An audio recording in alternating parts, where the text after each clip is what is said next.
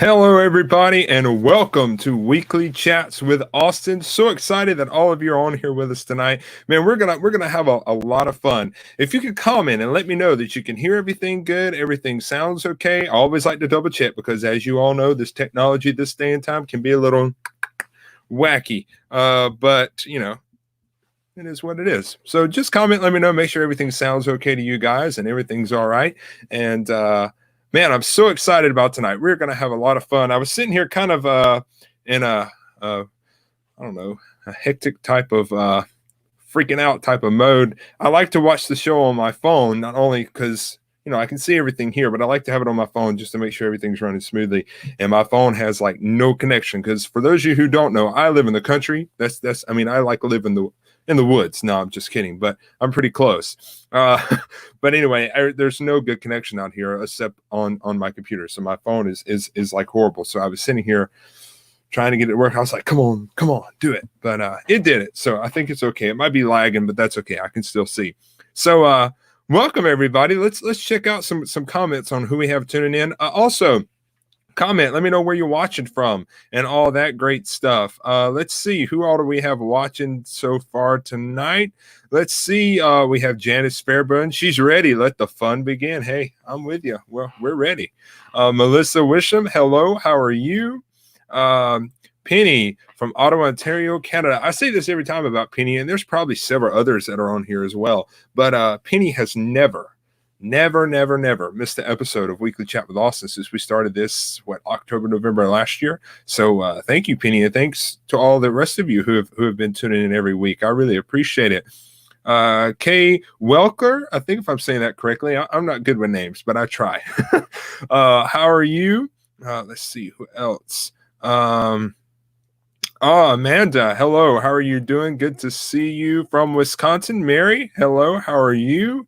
Oh man, we got a lot of comments popping in. Hello, Angela Thompson. Hope you're doing well. Been quite some time. Oh, we got Monica here from Birmingham. Oh, there's so many comments. It's so hard to keep up with all your comments, but keep commenting. I'm not going to tell you to stop. I'll just try to get as many as I can. Hey, Sandra Sword, we love and miss you as well. Hope you're doing okay. Let's see, who else do we got on here? Let's see. Oh, Sandra's from Tallahassee. Sabrina from Kentucky. Oh man, we could do these comments all day. I'm telling you.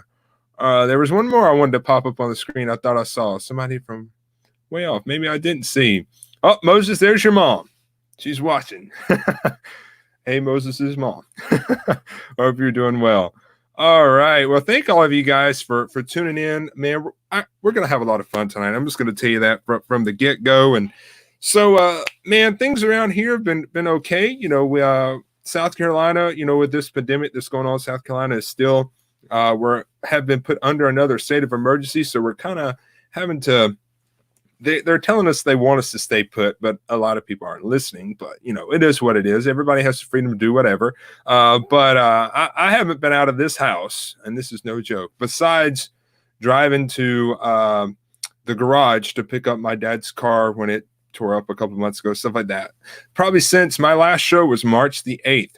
I was in Florida. Oh, Sunshine State. Beautiful. It was warm and it was fantastic. And so I hadn't been out of the house since I got home from Florida on the 11th, besides driving to somewhere. But as far as like being normal, nah, I haven't been. As most of you know, my mom is a very high risk at getting this virus, as she has a lot of health conditions, as most of you may know. So I think it's just better for me to try to hunker in as much as I can because I don't want to, make her get sick or anything because, it could turn really bad. So I try to play it safe. But, that's why we got this virtual stuff, man, to see you guys, talk to you guys. Yeah, it's different than being live in person, but hey, it's better than nothing. I will say it's starting to eat at me harder and harder every day that I miss performing live.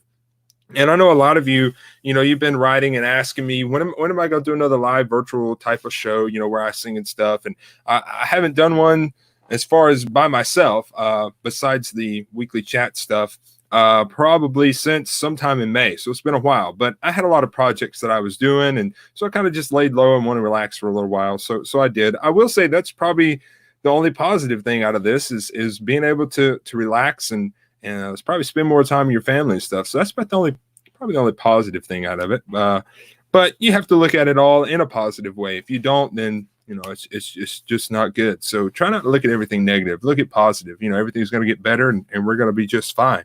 But things have been going well here. Just staying at home and working on some projects and doing some cool stuff. And I want to say thank you to all of you who commented on my post the other night about my my grandmother, but for short, all the grandkids call her Anma. So that's a different name.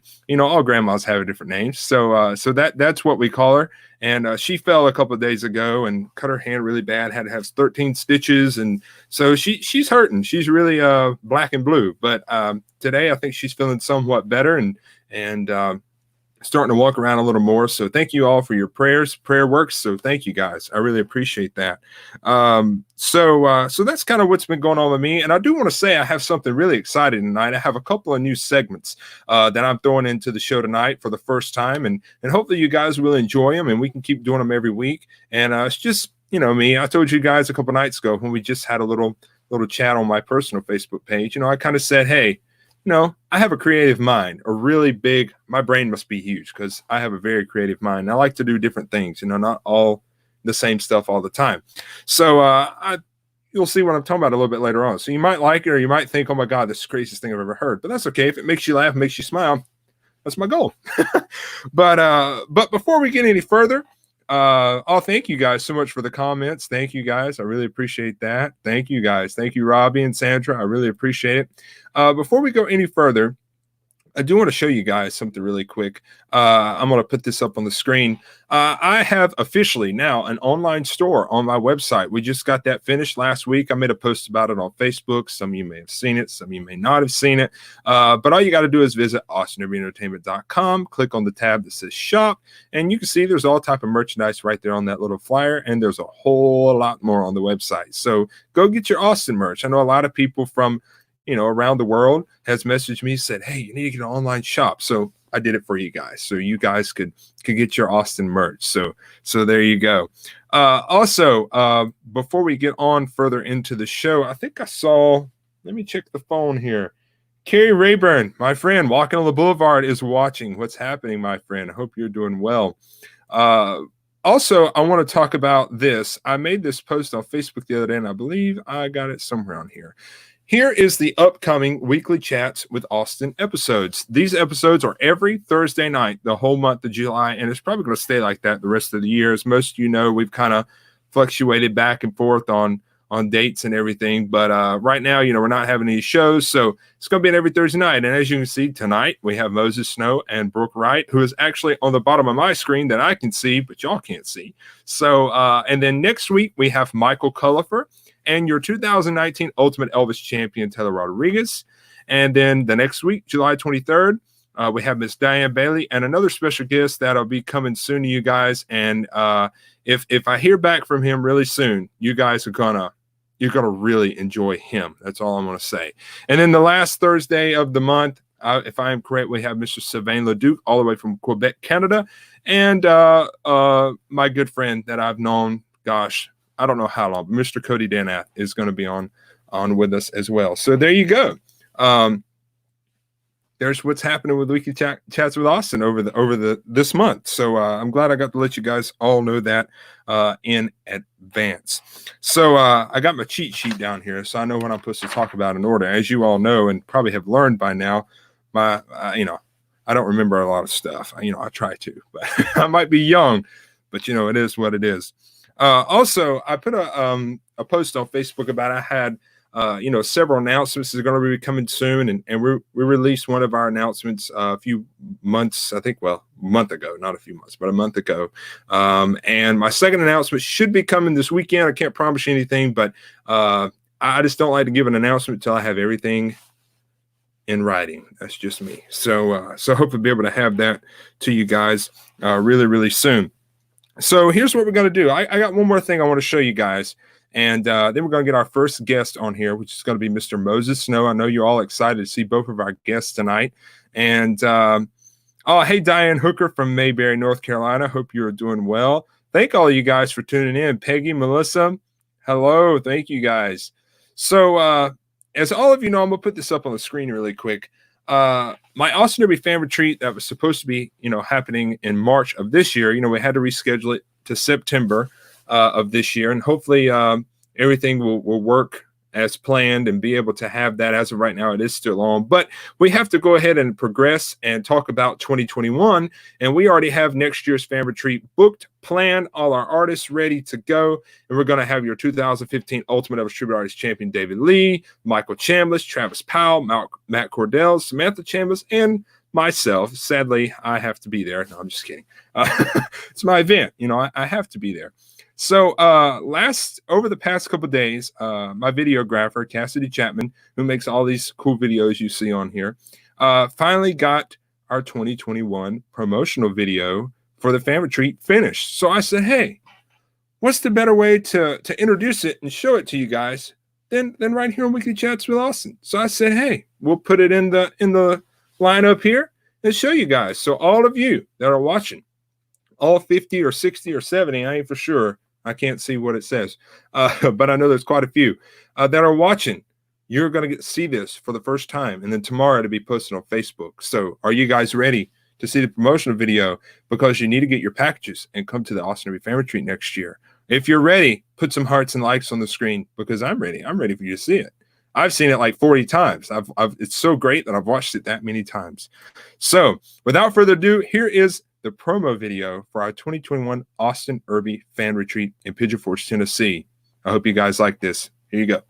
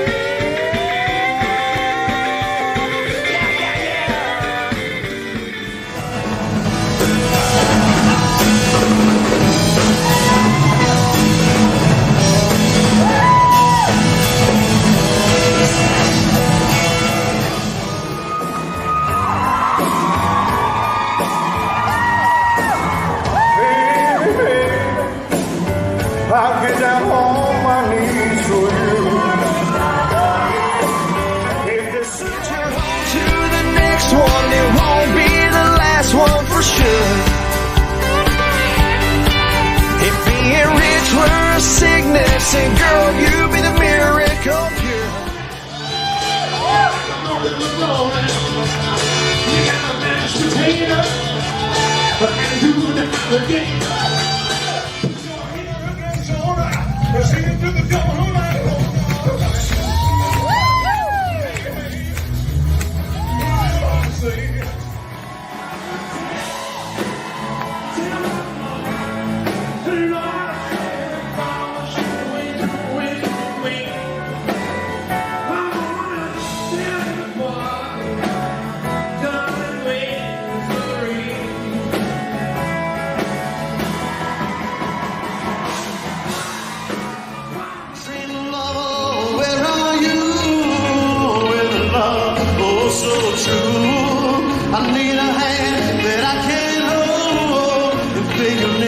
beside the road because I want to see the little footprints living on his shingle.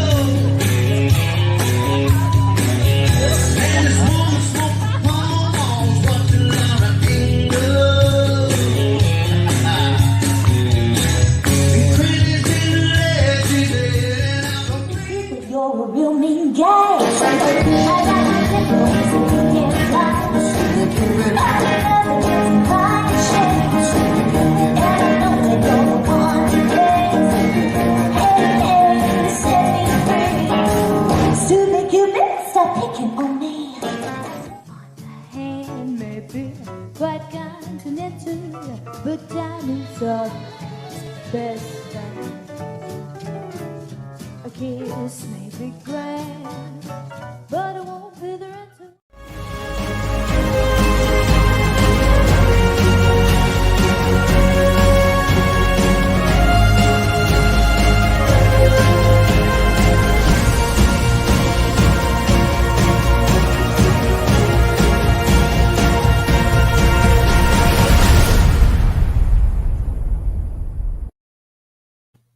There you go. Is that not like killer or what? I mean, that man, Cassidy, I think she's watching it, but man, I will say she's been making videos for me for a while. Best video ever that she's ever done. I really do. Man, that's just round of applause. That's just incredible. So for those of you who are just tuning in that were wondering like, what is happening? What's all these people doing on the screen? This is for the Austin Irby Fan Retreat for next year. This is 2021, not this year, next year. Next year's retreat. And that's March 25th to the 28th. And all you got to do is visit austinirvyentertainment.com, fill out the registration form. You can buy your package online, get it all done. And I will say that the packages have been on sale for a month, and the VIPs are going fast. They're going fast because they're limited and they are going quick. So for those of you who are saying, man, I want to go, I advise you, if you want VIP, to get them ASAP. Get them as soon as possible. You don't want to miss it. If you have any questions about anything for next year's retreat, which is what you just saw with David Lee, Michael Chambliss, Matt Cordell, myself, and Samantha Chambliss and Travis Powell, send me a private message somehow on either a Facebook page or any of my social media stuff, and I will help you out as much as I can, because I don't handle all that stuff. Somebody else does, but I'll help you out as much as I can.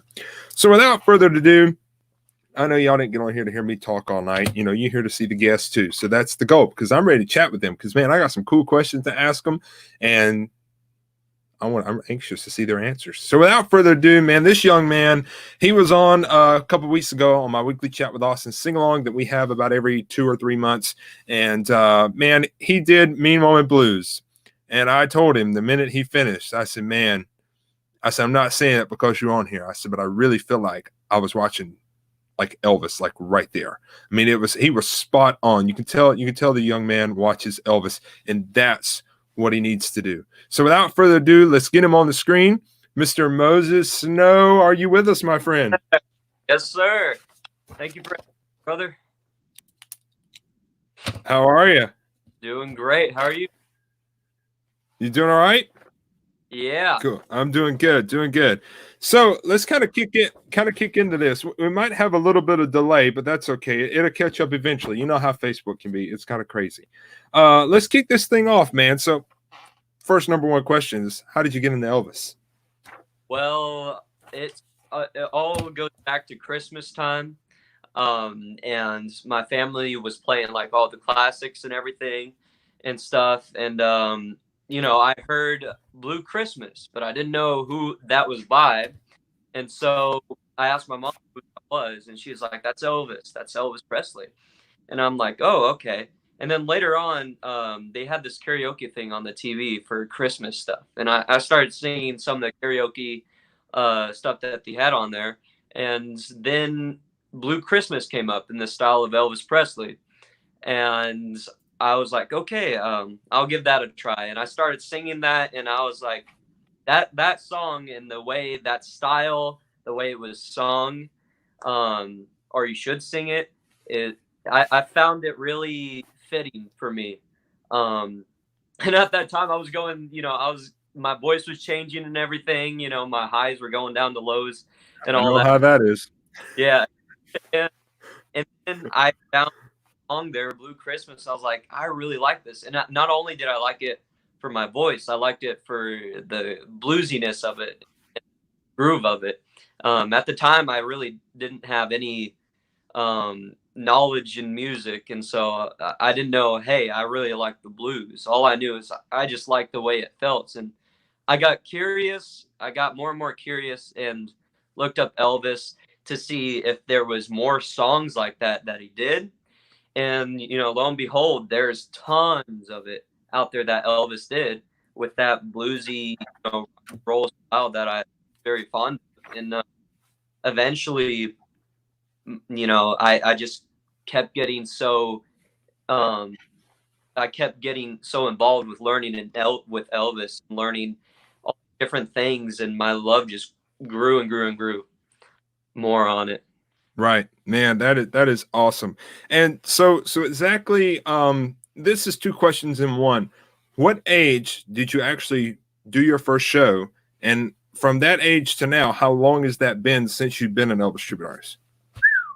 Um, I I remember. I actually I honestly I don't remember too well. I think when actually my and everything, and we were taking it seriously, it was probably around when I was 14. Because I started getting involved with Elvis and singing everything at 13, but I never did anything on my own or started treating it very professionally till I was late into, like, when I was 14, almost becoming 15. So around there was the time I started doing my own shows and everything and all that. But yeah, so that's when all that happens. But I started getting into Elvis since 13. So yeah. Wow, that's incredible, man. And let me tell you something, and this isn't a question or anything. This is just like a statement that I'm saying, man. So far, I mean, you've been traveling the world, you've been going everywhere, you've been in contests, you've won awards, and man, look, your future is bright, and you're going to win a whole lot more. Personally, you're going to be an ultimate one day. That's my opinion. I think a lot of these people that are watching will probably agree with me, because the good thing about it is about you, and there's a lot other Elvis tribute artists, but you know, you'll understand what I mean by this. But you know, all the Elvis tribute artists, you know, you need to watch Elvis, because I mean, you're never going to be him, but you want to get as close as you can, because you know, you want to give that audience that grew up with him when he was around, you know, or people that's just huge fans that are kids, you know, our age, you know, or whatever. You know, and you watch Elvis, and it shows, man, and it shows you critique your craft. It shows you love what you do, and that's why you're going to go far. It really is, and I really mean that. I mean, that's the truth. It really is. Thank you. I really appreciate, you know, a lot of what I do. I'm very particular in authenticity with Elvis and everything, and I don't know. I don't like to stray too much away for it, especially if I'm telling the audience and I'm telling my my fans and everybody who's watching me that, hey, this is an Elvis tribute show, you know. So I don't like to particularly stray away from it. I still like to let everybody know that, hey, I'm Moses. You know, you say something, I'm Moses. I'm talking to you, you know, Moses. But I wanna, like I said, I want to show everybody the best of my ability, my interpretation of how Elvis was in the 50s. Because you know as well as much as me, because you do amazing 50s, by the way, too, Austin. Well, thank you. And you know as much as well as I do that there is no, there's barely any 50s footage or good 50s Elvis footage out there. So it's really left to your interpretation, other than, you know, some iconic moves that Elvis is known for from the 50s. That's right. Yeah, there's a lot of ifs with the 50s stuff. You know, with the 70s, you get like multi angles and everything. Yeah. But 50s, no, it was just one camera, one like distorted footage of Elvis, and you're like, that's right. That. Oh man, that you know, I had this question more toward the end, but since you've kind of brought up the 50s, I kind of want to go ahead and ask this question. like you just said, you're kind of like me. The 50s Elvis is kind of, kind of your thing right now, especially, with our, I mean, yeah, I'm older than you, probably by far, but, uh, but, kind of tell the viewers, and after you answer, I'll kind of put my touch on it too. But, a lot of people, they ask me a lot, they say, well, why don't you do the jumpsuit Elvis, or why don't you? Well, you know, right now I'm getting older and I still love doing the 50s, but my voice is getting really deep. I mean, it's getting really like a bass singer type of deal. So it's like the 50s, the nasal sound that you have, the high tone is getting really difficult. It's getting really difficult for me. So my voice feels very, I guess the word you want to use is comfortable, more in the later 60s, in the movies, Blue Hawaii, all that good stuff. And early 70s, like 1969 to about 1972. My voice is starting to feel comfortable. And, I mean, I'm not saying that I'm ever going to stop doing 50s, because I can't, because man, there's just something about that energy that just makes you, I don't know, you feel different than you do probably doing any of the, the other eras. But it's just raw, I guess the word you want to use. But as I'm getting older, I'm starting to do the jumpsuit a little bit more, and I'm starting to get more comfortable with it. It's kind of a new thing to me. But I just, you have to be careful with your voice, because you don't want to kill your Yeah. voice. So you have to do what you have to do comfortable. But I just went way off a topic. But anyway, so kind of tell the viewers watching, from your perspective, what is it about Elvis in the 50s that's so special? Well, it's the big bang of rock and roll. A lot of people, when they refer to, like, when did rock and roll start, when did rock and roll become, when was it birthed, and a lot of people tie it to Elvis, hence why they call him the king of rock and roll. And it just, like you said, it had there's a bunch of rawness to it. Not only that, there's a lot of energy and excitement that goes into the 50s stuff and the 50s music, just let alone listening to the 50s music. You have songs like Ready Teddy, or you have songs like Rip It Up, Hound Dog, Blue Suede Shoes. And even at that time, that's when Elvis, like in 56, when he was peaking and he was just setting all those chart toppers, those number ones. And you got like Don't Be Cruel, All Shook Up, all of those classics there, straight from the 50s. Elvis did. And he even brought them out all the way towards the 70s Oh yeah. there. And it is such an exciting era to do. And it is very exciting, to be a viewer, a onlooker, to watch that, and especially if it's done right as Right. well with the 50s. You got all these amazing guys like you, and like Slaughter, and doing some great stuff with the 50s and everything. And it shows just a lot of excitement, a lot of thrill, a lot of rawness. But even though Elvis was still raw at that time, he still had a way when he moved and when he sang that was still so controlled, but yet still just booming, Oh yeah. and it's explosion, and it's, look at me type of thing. And that's what really stands out with Elvis. Um, and this is kind of getting a little off topic, but Elvis in general, other than other artists, is that when you have Elvis, or when you're doing an Elvis tribute show, or even when Elvis was performing, nobody else was going, like, eating their dinner or looking at a book or anything, or just sitting down talking to no, when Elvis was on that stage, or when somebody's doing a good tribute show, it's like, wow, everybody's just looking like they have to, like, how could you not? You got all those sparkly outfits Elvis loved to wear, or those shiny outfits that he loved to wear, and on top of that, just booming moves and explosive moves. And even on top of that, you got the sound, especially in that 50s, that rockabilly sound, Hmm. so cool, and that's the thing as well. With Elvis, it was also such a great thing because he got combined with great musicians, Scotty Moore, Bill Black, DJ Fontana, back in the 50s.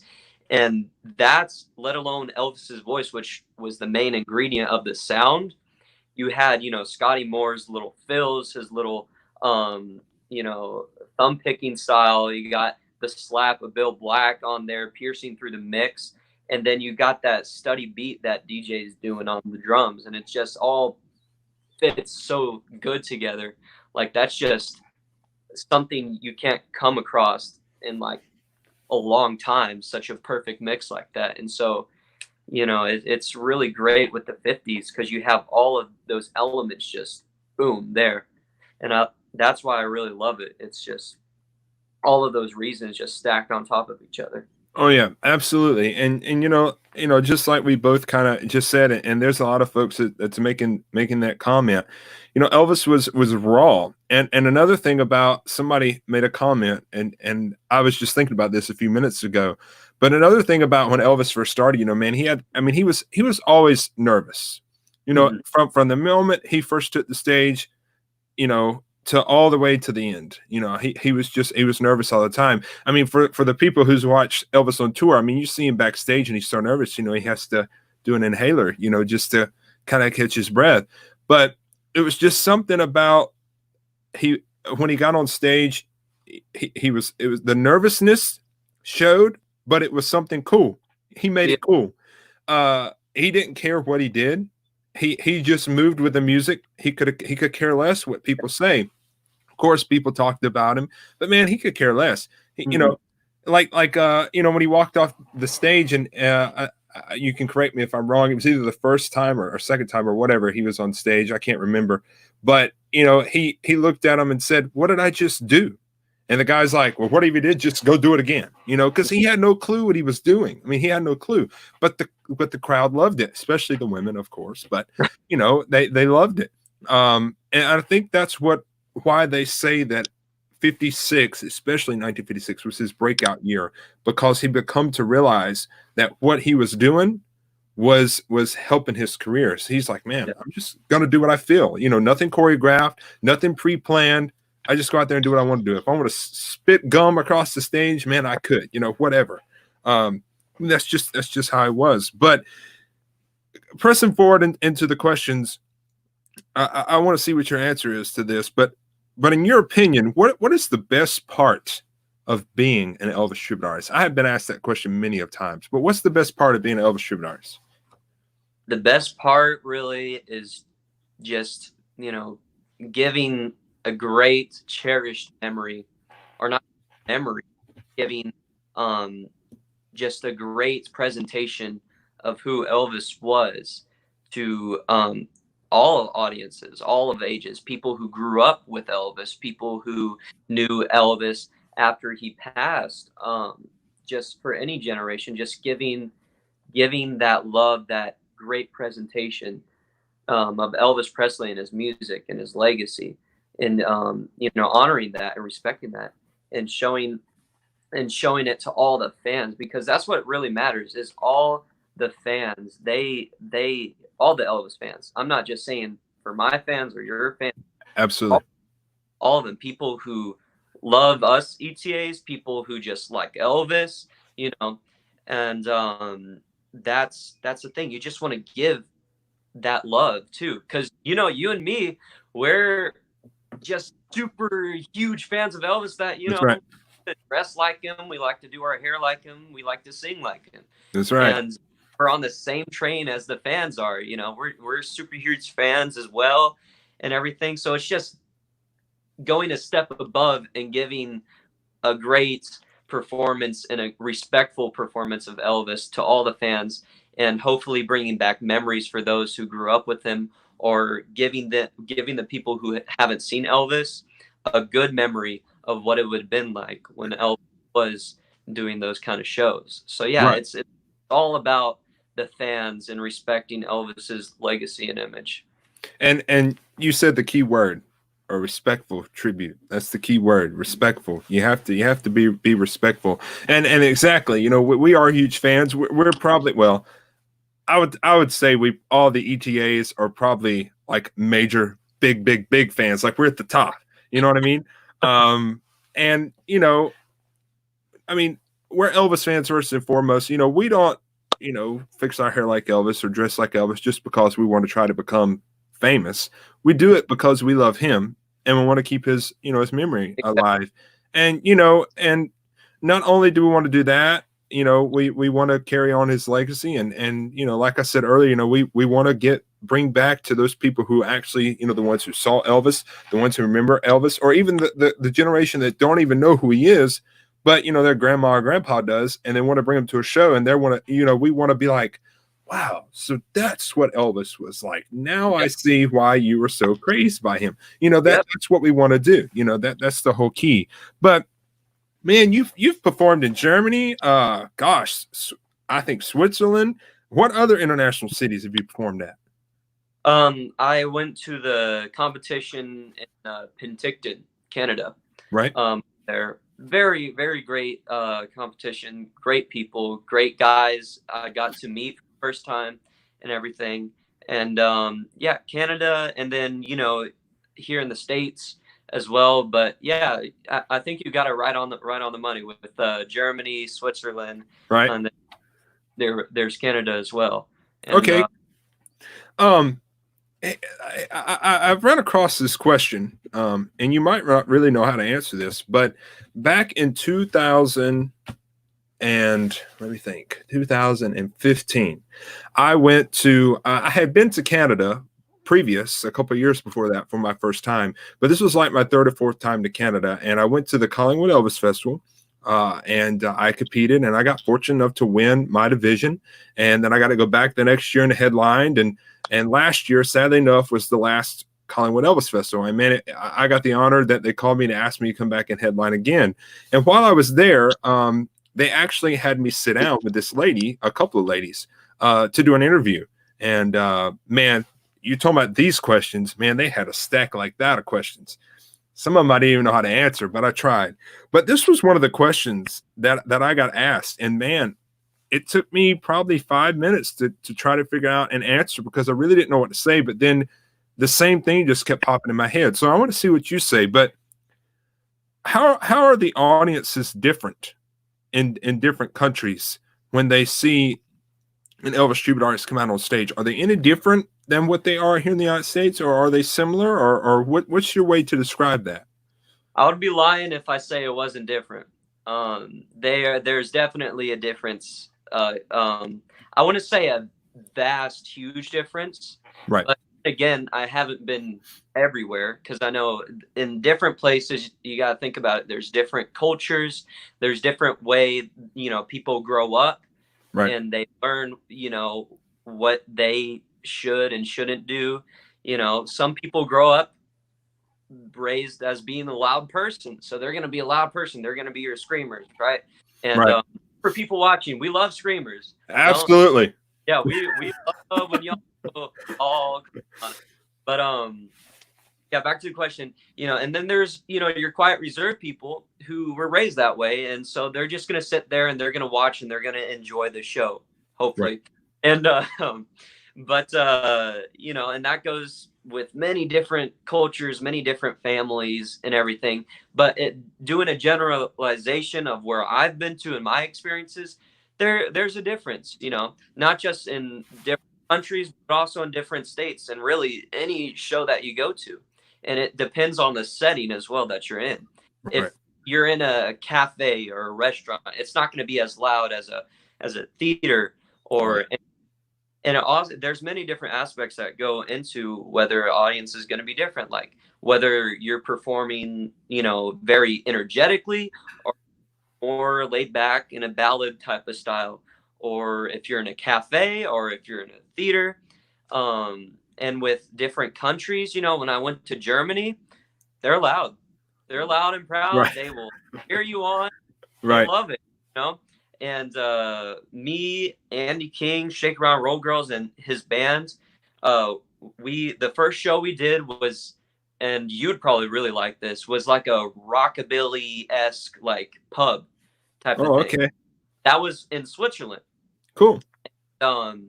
You know, we walked in there where we performed was like in one section of the pub, and it had like a upright bass hanging on the wall and all that. It was so cool. and everything. But the people that walked in there in Germany, they were all dressed up in the rockabilly style and all that. The the dresses, the hair, and everything, the full deal. That's And cool.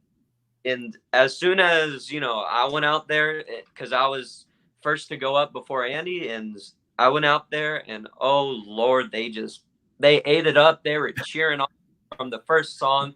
They started dancing and everything. I mean, I think really over there, I guess if I had to say a comparison, it's it takes way less time for the audience to warm up. Right. Over there, I think it's more if they like you, they're just gonna be all over you. You know what I mean? And over here in the States, I guess it takes a little bit more time to warm up with you and the audience. Right. That's the difference that I see. Because the audience over here can still be fully loud and screaming and everything. I just think it's more warm up time over here than over there in Germany, Right. and in Switzerland, and in Canada. I don't say there's like quite a huge difference from Canada to here.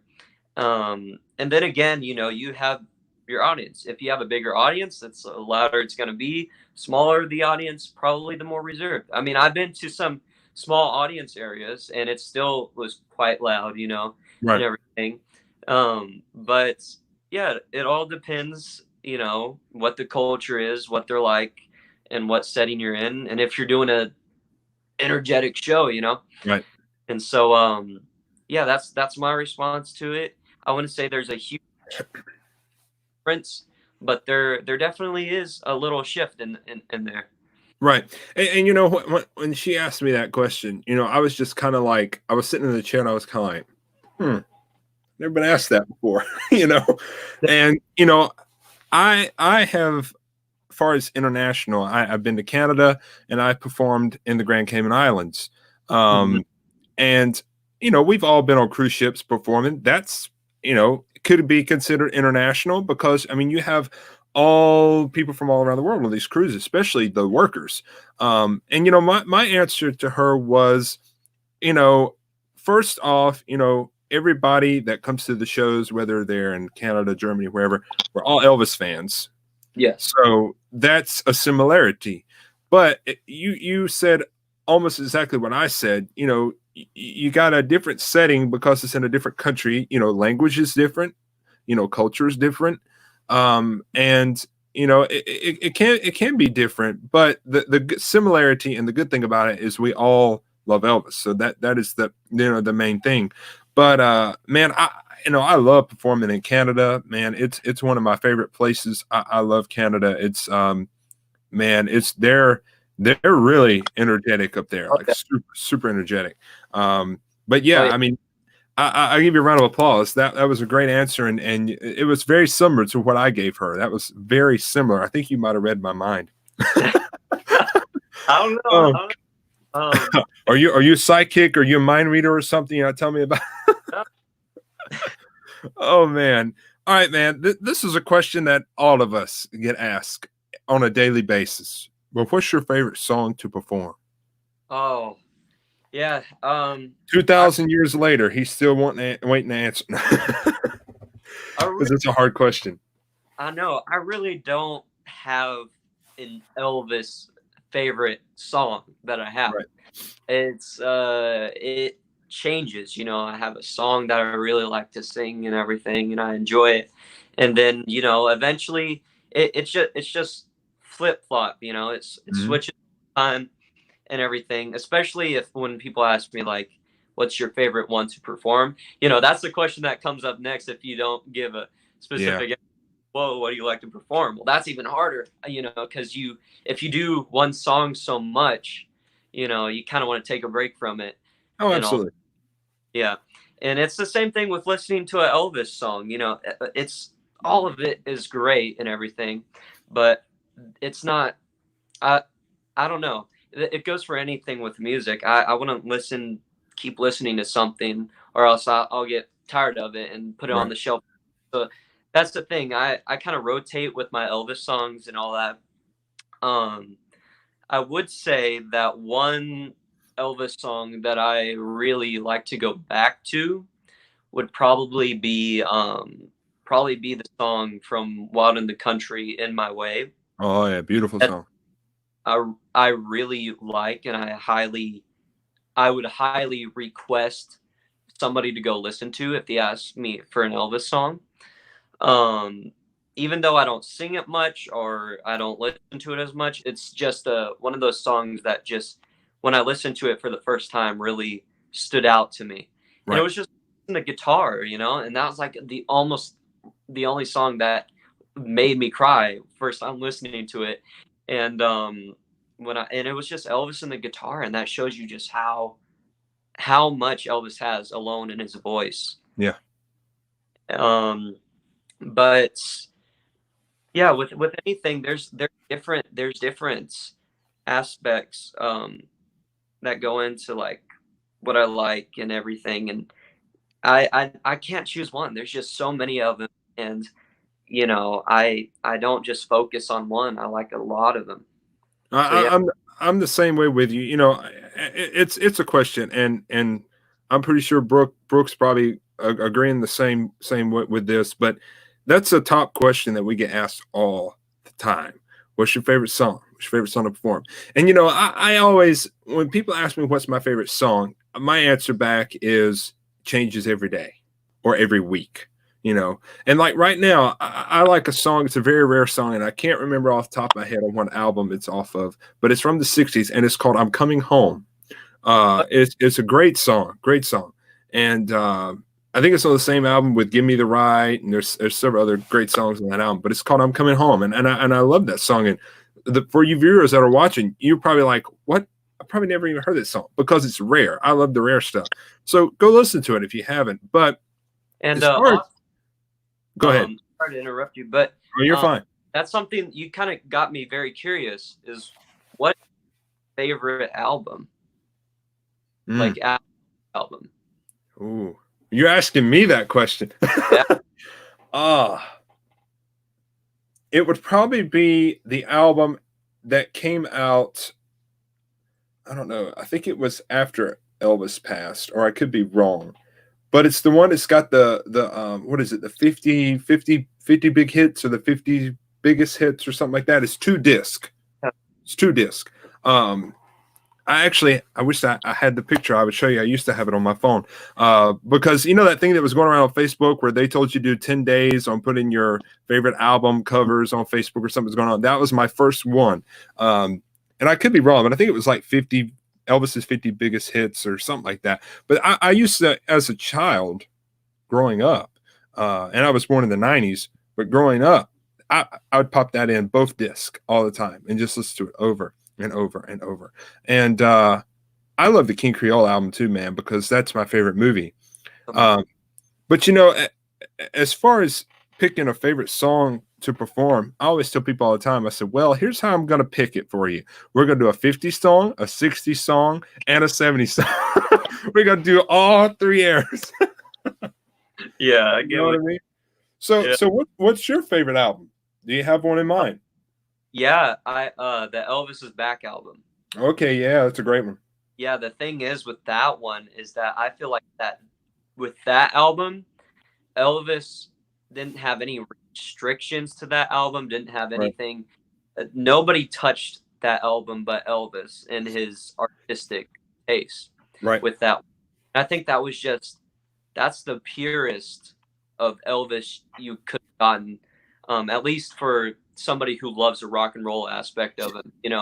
And right. it gave a whole new dimension to it with that same rock and roll feeling, but in stereo. And then you have Boots Randolph with the saxophone and everything, and you have actually two drummers on that album that they record on, like Make Me Know It, and um, That's my it, favorite one on there, by the way. it feels so right.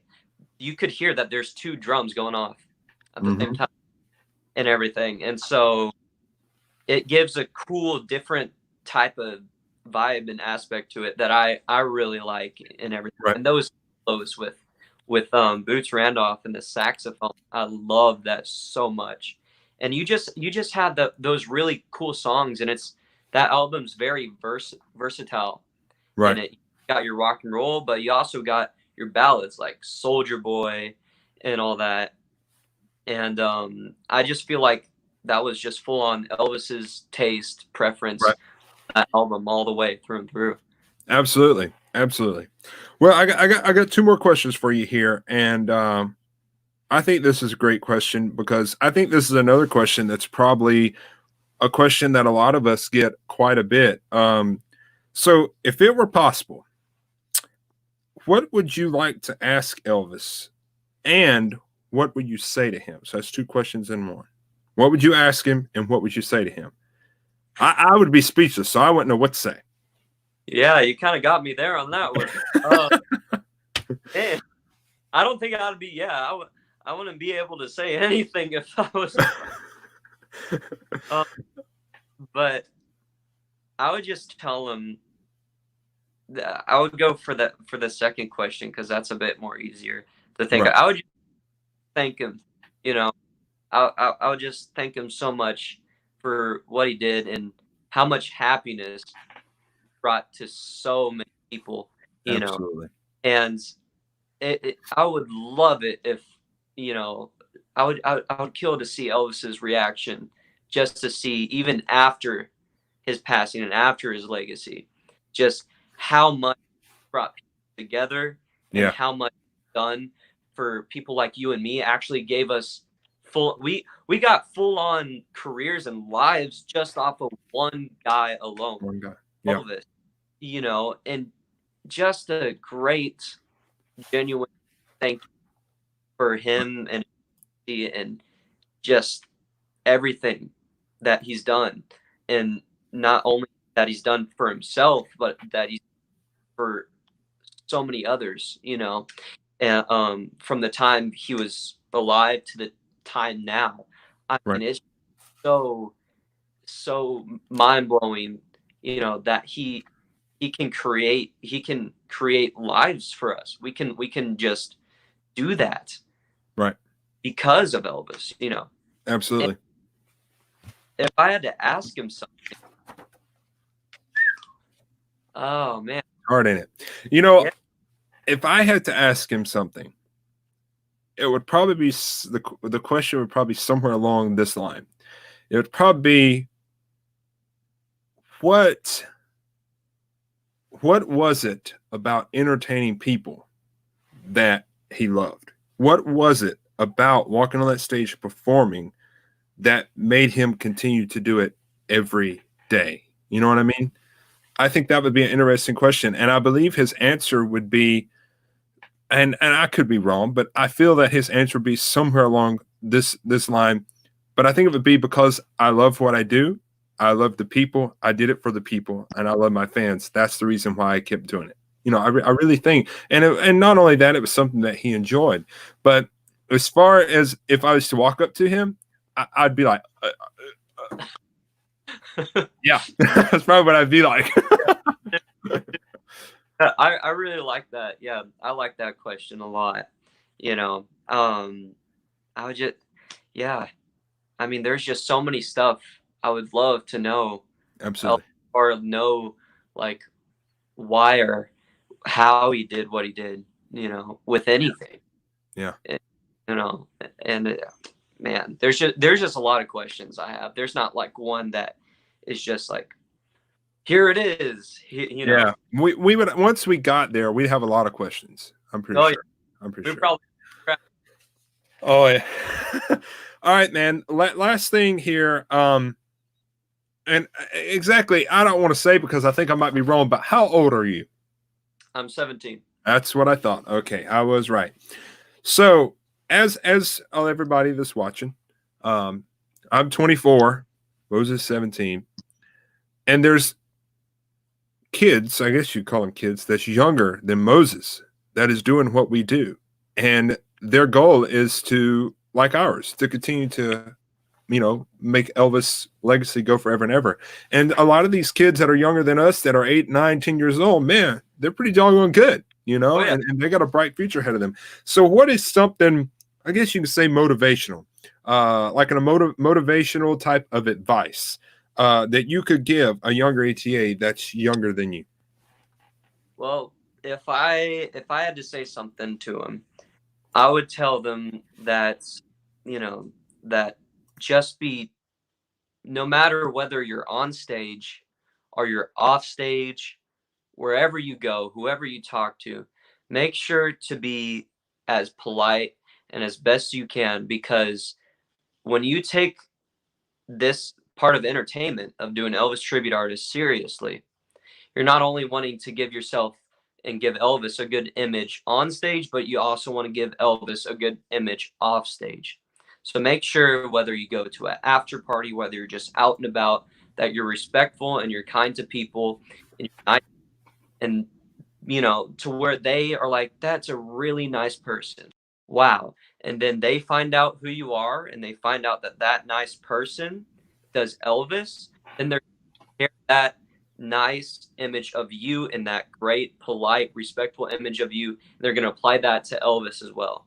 So Right. that advice is, be the best you can be as a person, and that will not only reflect on yourself but also reflect towards Elvis, because if you are taking this professionally and seriously, then not only do you have to look out for your own image, you got to look out for Elvis's image. And if, like I said, if you're respecting him, so that's a very important thing that you got to keep in mind. And that's something I would give advice to. Right. Absolutely. Absolutely. Well, that is fantastic. Well, man, look, I'm happy to have you on here again, and everybody has thoroughly enjoyed it. And a lot of people saying that what you just said was well spoken. That was well spoken, what you just said. So, man, thank you so much for being on. And look, I'm gonna take you off the screen, but don't leave, because I'm gonna bring you back on a little bit later on toward the end. Okay. All right, Austin. All right. Well, thank you, man, and we'll get you back on in just a few minutes. All right. Yes, sir. Thank you so much. You're welcome, man. All right, Moses Snow, ladies and gentlemen, we're going to get him back on a little again toward the end of the show. I have something really prepared for him and Brooke. So we're going to get them both on the screen, and it's going to be really, really cool. Well, ladies and gentlemen, here's what we're going to do. I have a new segment in the show that we're going to do, and this is really cool. So here's how we're going to do it. We're going to do the new segment, and while you guys think about what's fixing to happen, I'm going to do a commercial, and then when I come back, then we'll hear what you got to say. But here is the new segment in the show. It is called The Question of the Day. It's called the Question of the Day. So here's how this works. I'm going to put the question right up here on the screen, and it's kind of a different type of question. So some of you might not even know how to answer this, but I thought it was really cool. So I'm going to put it on the screen, read the question. I'm going to play a short 30-second commercial break. When I come back, I want all of you to be commenting during the commercial break your answer. And I'm curious to see everybody's answer on this. And then after that, I see the answers. Then we're going to get my good friend, Mr. Brooke Wright, on here. So here's the question. If you had to pick a movie title for your life story, what would it be? And who would play you in the movie? That's a neat question. Am I right? That is pretty cool. So if you had to pick a movie title for your life story, what would it be? And who would play you in the movie? Well, my answer is I don't know what movie title, but I will say who would probably play me in the movie. I think it would be Josh Peck. That was probably who would play me in as my part, play me. I think Josh Peck would. Think about that question. We'll take a commercial break, and I'm curious to see all of your answers popping in right now. So we'll be right back, and I'll read some of your answers aloud. So don't go anywhere. We'll be right back with Weekly Chat with Austin. America, raise your hand if you're ready for a getaway. The gates of Graceland are open once again, and the #1 American attraction is just a road trip away.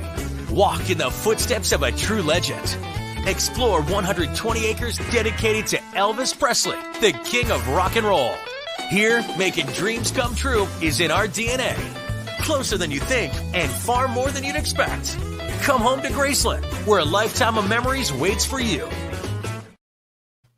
All right, we are back with Weekly Chat with Austin. All right, I'm curious to see your answers. I see some popping in. Let's wait till we get a few more, and then we're going to read some of these answers aloud. Somebody said, follow that dream, and Anne Margaret would play me. Donna Alford. That is awesome. That is cool. Awesome. Thanks for your answer. That is fantastic. Let's see who else we got here. I know we can't put all of them on the screen because we'd be here all day, but let's see. Here is one from Anna. Trials and Triumphant, Kimberly Williams Paisley. Awesome. That is fantastic, Anna. That is awesome. All right, let's see. Let's put a couple more up here on the screen. Let's see what else we got. These are some awesome answers. Somebody said this is harder than I thought. You're in the same boat as me. That's why I couldn't even pick a movie. My movie would probably be some type of musical journey type of movie. I'm pretty sure. I don't even know if Josh Peck can sing, but I think he would play me. I don't know why, so I'm clueless. All right, here comes a bunch of other answers here. Let's see. Here's a good one. Penny, the ups and downs of Penny. That's cool. Melissa McCarthy. That's fantastic. What's happening, Jacob Better? You don't know an answer. He does not know an answer. Oh, you just put that would be the title. No. All right, let's get a couple more here and pop them up on the screen. I know the this technology kind of lags a little bit, so I know that I see the people commenting on my phone, but it takes a little while to get over here. Oh, okay, here we go. Janice Fairburn, enjoy life. Samantha Chambers. Hey, that's a great answer, Janice. That is awesome. Hey, I think Samantha would be a great actor. She's an incredible performer, so I think she would be a great actor. All right, let's put one more on the screen, and then we're going to get my good friend, Mr. Brooke Wright, on here. Let's see. There's several here. Oh, Lord. You got to try to pick one. Everybody's putting this is harder than I thought. All right, here is one from Phoebe. She did it her way. Jennifer Aniston. Great. Jennifer Aniston is a great actress. So great answer. That is awesome. Well, thank you guys so much. I see there's several more coming on here. Oh, somebody put Elvis Memories, and Lady Gaga would play. That's cool. That's a cool answer. Lady Gaga, why not? Continue commenting it, and we'll maybe put a couple more on the screen before the end of the show. So without further ado, again, I want to thank you guys for commenting and answering on the question of the day. And we're going to do this every week from now on for a little while. So y'all get ready to start typing your answers. So without further ado, my great friend, he has been waiting very patiently to get on here and chat with you guys tonight. But we're going to pass on up to Tennessee, if I'm correct. Am I correct about that, Tennessee? To Mr. Brooke Wright. Let's get him up on the screen here. What's happening, my friend? Good evening. How you doing, man? Hey, I'm living and breathing, so I think I'm okay. Hello to everybody out there that's watching and listening. That first segment was great. Great answers by from Moses, and some really well thought out stuff from him. So very impressive from a young guy. Absolutely. All right, man. It's your turn. Are you ready? As ready as I'm ever going to be, man. All right, man. So first question, what made you decide to embark on a career as an Elvis tribute artist? Man, how much time you got? Hey, I got all day, man. All night, brother. Man, so, it really started from childhood. So before I go into this, question for you, Austin, just because I want to know if it's someone you may be familiar with. Okay. Do you know who Orion was? Orion. I don't. I know who you're talking about. Is that the one that wore the mask? Correct. Yes. Okay, I do. Okay, so that's where my story begins, because as a young child, when my family moved to Nashville for the music business, my father was involved with a few different things in Nashville, and then ultimately my dad ended up becoming good friends with Orion, his name is Jimmy Ellis, and they wrote some songs together. And Orion, of course, was the big guy that came out right after Elvis passed, and there was the book and all of that stuff, right, that tried to make people believe at one point in time that he was Elvis with a mask on. Well, I grew up with Orion in my house on a regular basis, spending the night with my father, sleeping on the couch, them writing songs together. Wow. And so strangely enough, right, he was kind of maybe known as one of the first ETAs. Right. And strangely enough, I was introduced to Elvis through Orion. So I knew of Elvis because Orion was singing Elvis music. Gotcha.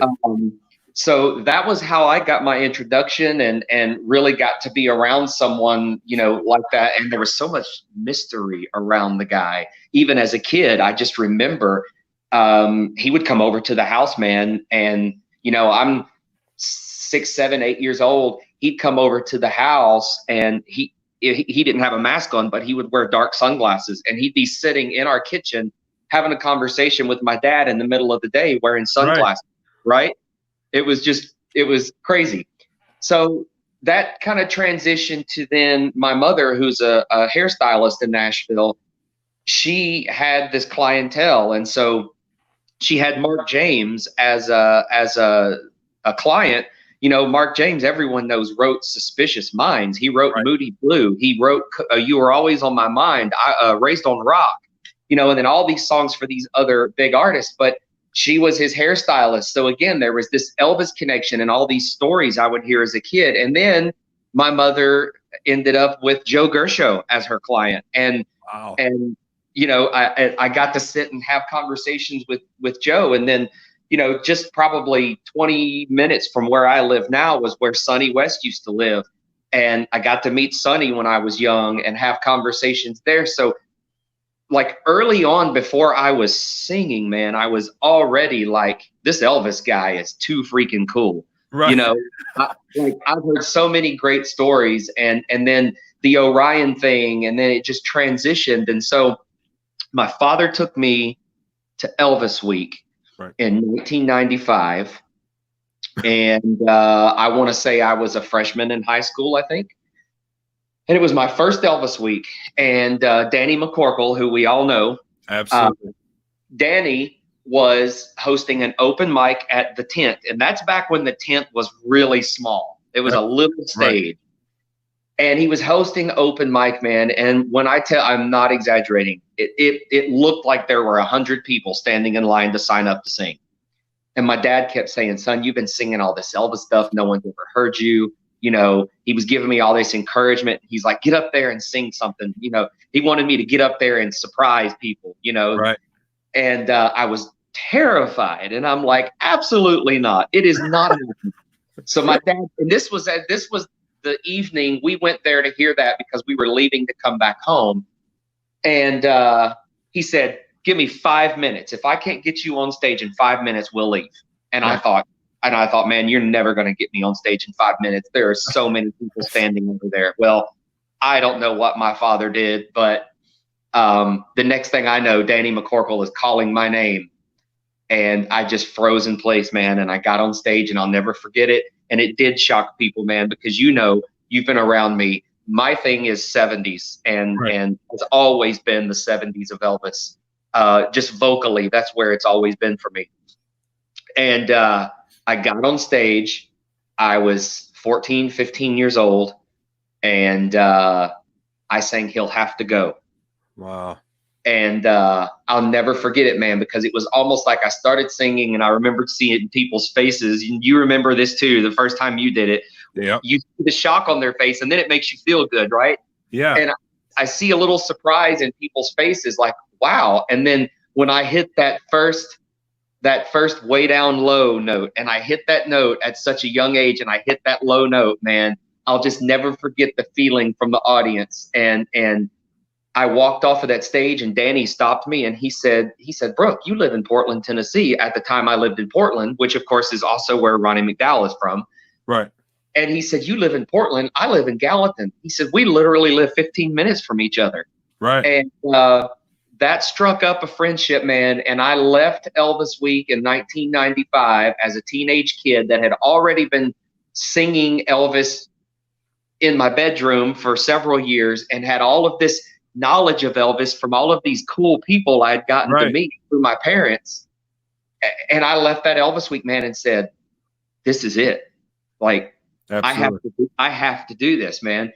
And I think you and I talked a little bit earlier when we were kind of doing the video check and all that. And I told you, there after a few years, you know, I had a lot of influence from friends and band members. I created a band when I was a freshman in high school, and I had a lot of pressure at one point to kind of move away from doing all the Elvis stuff. So I did. I did move away from doing all of the Elvis stuff there for a while, and you know, in that time, I got away from it a little bit and kind of lost that connection. And then, man, for years, I've always had people that would come to me every year during Elvis Week and say, why do you not compete? Why don't you compete? You should be competing. We want you to compete. And I'm sure before you ever did, you were getting the same questions all the time. the thing for me, man, was I didn't want to do it just to do it. Right. I needed, you know, you hear this from folks, you know, who become ministers. Right. Like, right. You hear about the calling. And I know this it sounds weird to say that in relation to Elvis, but, you know, I needed to feel something that called me to go into competing and into, absolutely. right. And the crazy thing is, man, is I'm 40 years old. I started singing Elvis when I was, you know, probably 11 or 12, like really started singing Elvis. Started performing when I was 15 in front of audiences. And dude, it took me until I was 39 years old to decide it's time to compete. Yeah. And it's not because I didn't want to before. I just didn't feel that calling. Yeah. And it was, you know, Elvis Week. It was Elvis Week really 2 years ago, driving home from Memphis, when I looked at my wife and I said, I think it's time. You know, and I told her, I said, I'm ready to do it. I want to do it. It's for the right reasons. You know, I want to pay tribute to him. I want to give back to Elvis for all of the things that I feel like, all of the great things that have happened in my life. And I'm sure you can say the same thing. And those things tie directly back to him. Right. And I just felt like it's time. Man. So that's kind of how we got to where Brooke is now competing. Right. So, you know, I am the new guy in many senses, competing on a professional level, just only a little over a year and a half. But for those that don't know that backstory, now hopefully they understand. Brooke's been doing it a long time. Long time. That's right. So you were kind of saying, you know, back in high school you had a band and all that kind of stuff. So my next question, I guess, kind of goes along with that. So you were a performer, I'm assuming, before coming an Elvis tribute artist. Is that correct? Correct. Okay. So was it like rock and roll with a band, country? What kind of a little short backstory on that? Yeah, man. It was we went kind of transitioned from doing the all Elvis stuff to, you know, my band members were like, oh, come on, man. You know, they wanted to do other stuff. So then they just started throwing some things out there, you know, and so, you know, they would just throw things at the wall and see what would stick, or what would Brooke, you know, shake his head no or say yes to. So, you know, we ended up throwing in like some old Doors stuff, and then we started covering Beatles tunes. And then, man, I really, I'm sure you know who an artist is named Johnny Lang. Absolutely. Johnny Lang got to me while I was probably a junior in high school. And I mean, he flipped my world upside down. Like, I was like, wow, what an artist, what a voice, incredible guitar player, and a voice that just was way beyond his age. And that really got me into blues. And from there, I started really going back and listening to not just the big mainstream guys like Clapton or Stevie Ray Vaughan, but I started listening to, you know, Freddie King and Albert King and Muddy Waters and a lot of these, you know, blues artists that really kind of tie back to Elvis in a way. Right. Absolutely. Elvis drew a lot of influence there too. So yeah, I got into doing a lot of blues. So when I wasn't doing Elvis music, man, we were playing a lot of blues stuff and old rock and roll and old blues. You know, I picked up the harmonica. I've played harmonica for about 16 years, something like that. That's cool. That's cool. Harp that kind of stuff. Delbert McClinton is an artist that I really came to love because of the harmonica playing. So that's kind of where that other musical journey was. Wow, that is cool. So we were talking about, you were talking about competitions a few minutes ago. That you've only been doing it for what, a couple of years? Yeah. And you actually just won a contest. What, last month?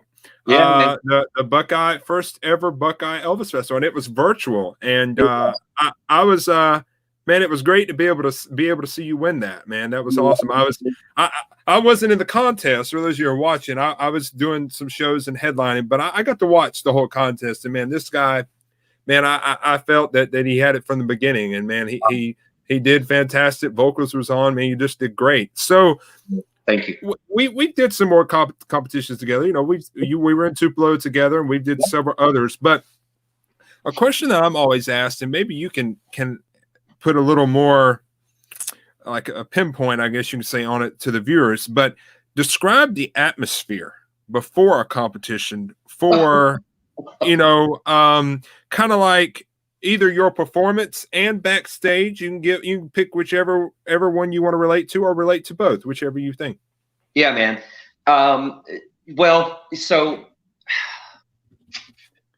you'll probably agree with me on this, that there is a backstage, whether it be backstage like stage left or stage right, or whether it be backstage in the dressing room.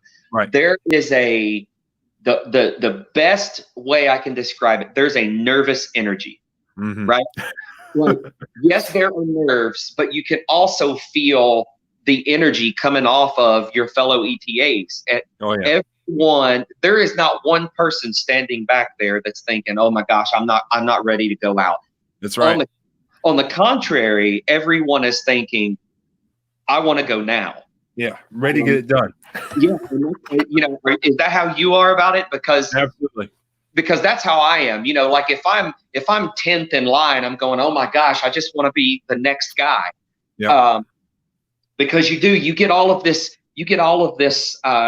this thought process. We all think out our performances. We don't choreograph them. I don't. I don't script it out or choreograph it, but you get this general picture in your mind of how it's going to go. And then the longer you stand there, the longer you start to question, well, do I want to do this, or do I, and you're just like, "Oh my gosh, just let me go next. I want to get my performance done." Right. And you're sitting there and you're going, wait, what's the first lyrics to the first song? You start thinking about that. Man, I'll be truthful with you. When I'm in a contest, I'm the same exact way, but I'm pacing back and forth, back and forth. And, it's that nervous energy. And, I really never want to be first. And I kind of really don't want to be last. I want to be in the middle. But sometimes if you draw number 8, you're like, God, why did I get number 5? I'm ready to get it over with. You start thinking about that. But, as far as the atmosphere amongst all the Elvis tribute artists that are competing against one another, it's kind of cool and calm, amongst all of us. It is. We all just sit back there, and sometimes we goof off and we chat a little bit, catch up, talk about things. And a lot of us are going around with headphones in our ears and trying to concentrate on what to do. So there's a lot with that. Yeah, and that was kind of the funny thing I was going to say too, is because, you've been there, done that. You know what I'm talking about, man. For one thing, the viewers should know that sometimes just random jam sessions break out in the dressing room. That's right. That happens. Or in the back hallway or wherever. But, the other thing that's really funny too, and it's not funny in a bad way, because it's everyone taking their craft serious. But what folks don't know that are sitting out in the crowd and they're just waiting on, who's next, and, everyone's coming up and doing their best performances and trying to advance in the contest. But what's really funny sometimes is, you've got guys like you're talking about, they're walking around, they've got their earbuds in, they're humming, they're singing their songs. But what's really funny is sometimes where you'll notice that a guy disappears, and then you'll hear this operatic voice coming, and they've gone and probably was me. No, I'm just kidding. And they've gone and sound like a stairwell, and they're just in there practicing the last note of "How Great Thou Art" over and over, or "Hurt" over and over.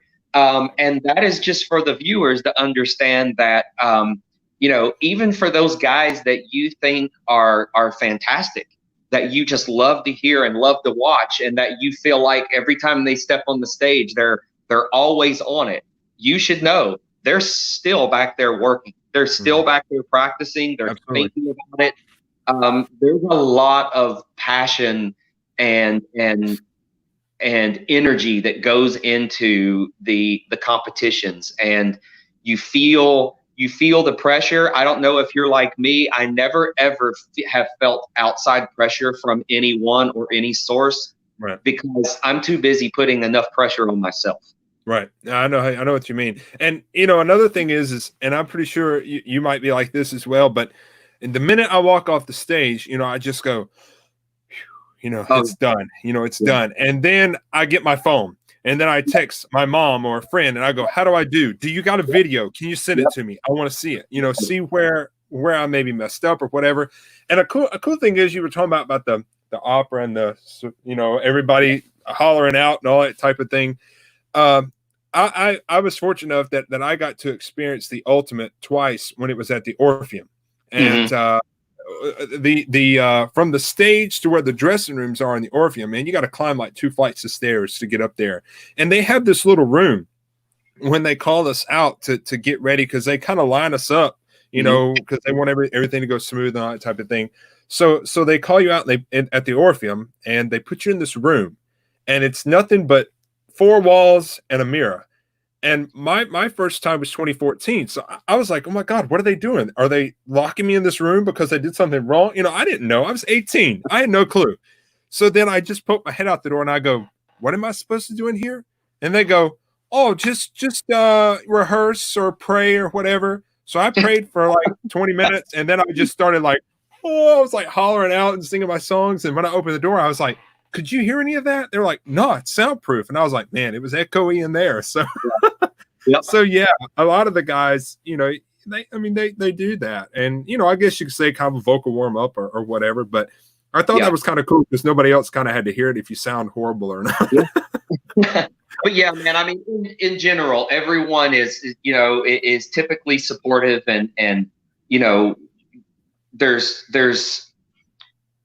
no greater feeling, I think, even if you are caught up in the moment a little bit when you first come off stage, like you said, you're coming down off of that instant, that high, that just adrenaline. But as long as you're, you know, cognizant enough of it and paying attention, you know, it's nice because you come off stage and there are some of your fellow ETAs immediately to pat you on the back or shake your hand or just fantastic job. Yeah. You did an incredible job. And man, what a good feeling that is, because, you know, you come off stage and you're already in your mind questioning, did I do enough or did I do something right? And to have your fellow, you know, competitors instantly kind of give you that gratification, you know, and to kind of let you know, yeah, man, you just did a really good job. That's a good feeling when you already are a bundle of nerves. Right. Absolutely. That's true. That is true. So my next question for you is, if there was a country, is there a type of country or somewhere that you would really want to perform as an overture artist that you've never been to before? Well, man, it could be outside the world. It could be in the United States, wherever. Honestly, what I have really seen over the years, paying attention to fans and talking to fans, and I'm sure you've picked up on this too, because I mean, we even have several folks that are really well-respected ETAs from there. Right. I think there's such a big fan base and a love for Elvis in Australia that I would love to go there and do a show. Me too. I would love to. And the Elvis fans from Australia are so passionate. I mean, not to say they're not anywhere else, right? It's not to say that, but there's just a different feeling. It goes kind of back to what you were talking to Moses about that international, you know, crowd. There is something different about some of the diehard Elvis fans from Australia. And I think it would be a neat experience to go over there and do a really good production. Absolutely. You know, I personally, there's really two places that I would really love to go perform that I've never been before, and that would be in the UK and Australia. I Yeah. would love to go to both because you meet so many fans from those countries here in the US when they come to these festivals. You're like, man, I want to come where you live, you know, and see what the experience is like. Absolutely. But you know, it's man, I mean, a lot of the viewers may not know, but man, I've met tribute artists from Malaysia. I've met them from Qatar. I've met them from Italy. I mean, there's over 80 some thousand tribute artists from all around the world. So it would be cool to go experience, especially, and I'm pretty sure they're the same way about wanting to come to the United States, but just to experience what it's like to perform in a different, you know, one of those countries that you've never been to before. I think it would be cool. Yeah, and it's really funny how some, you take for granted the things that you do or the experiences you have. Like for example, any guy that has a jumpsuit likely has a jumpsuit from B&K or multiple jumpsuits from B&K. They are the premier, company that most of the ETAs use. And, it's really funny. It's like, and I'm trying to remember, I think it was at the Nashville Elvis Festival, and someone was asking me a comment about the suit. It was one of the ETAs that was from another country, Right. and I made the comment about that it was a B&K suit. And then I made the comment about going to their shop.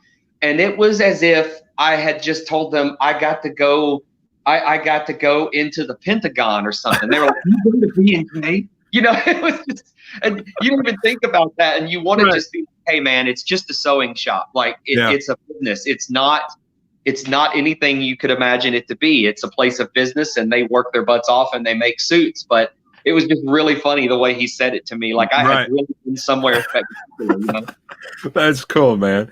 So if you were not an Elvis tribute artist, man, what career would you choose and why? Oh gosh. Man,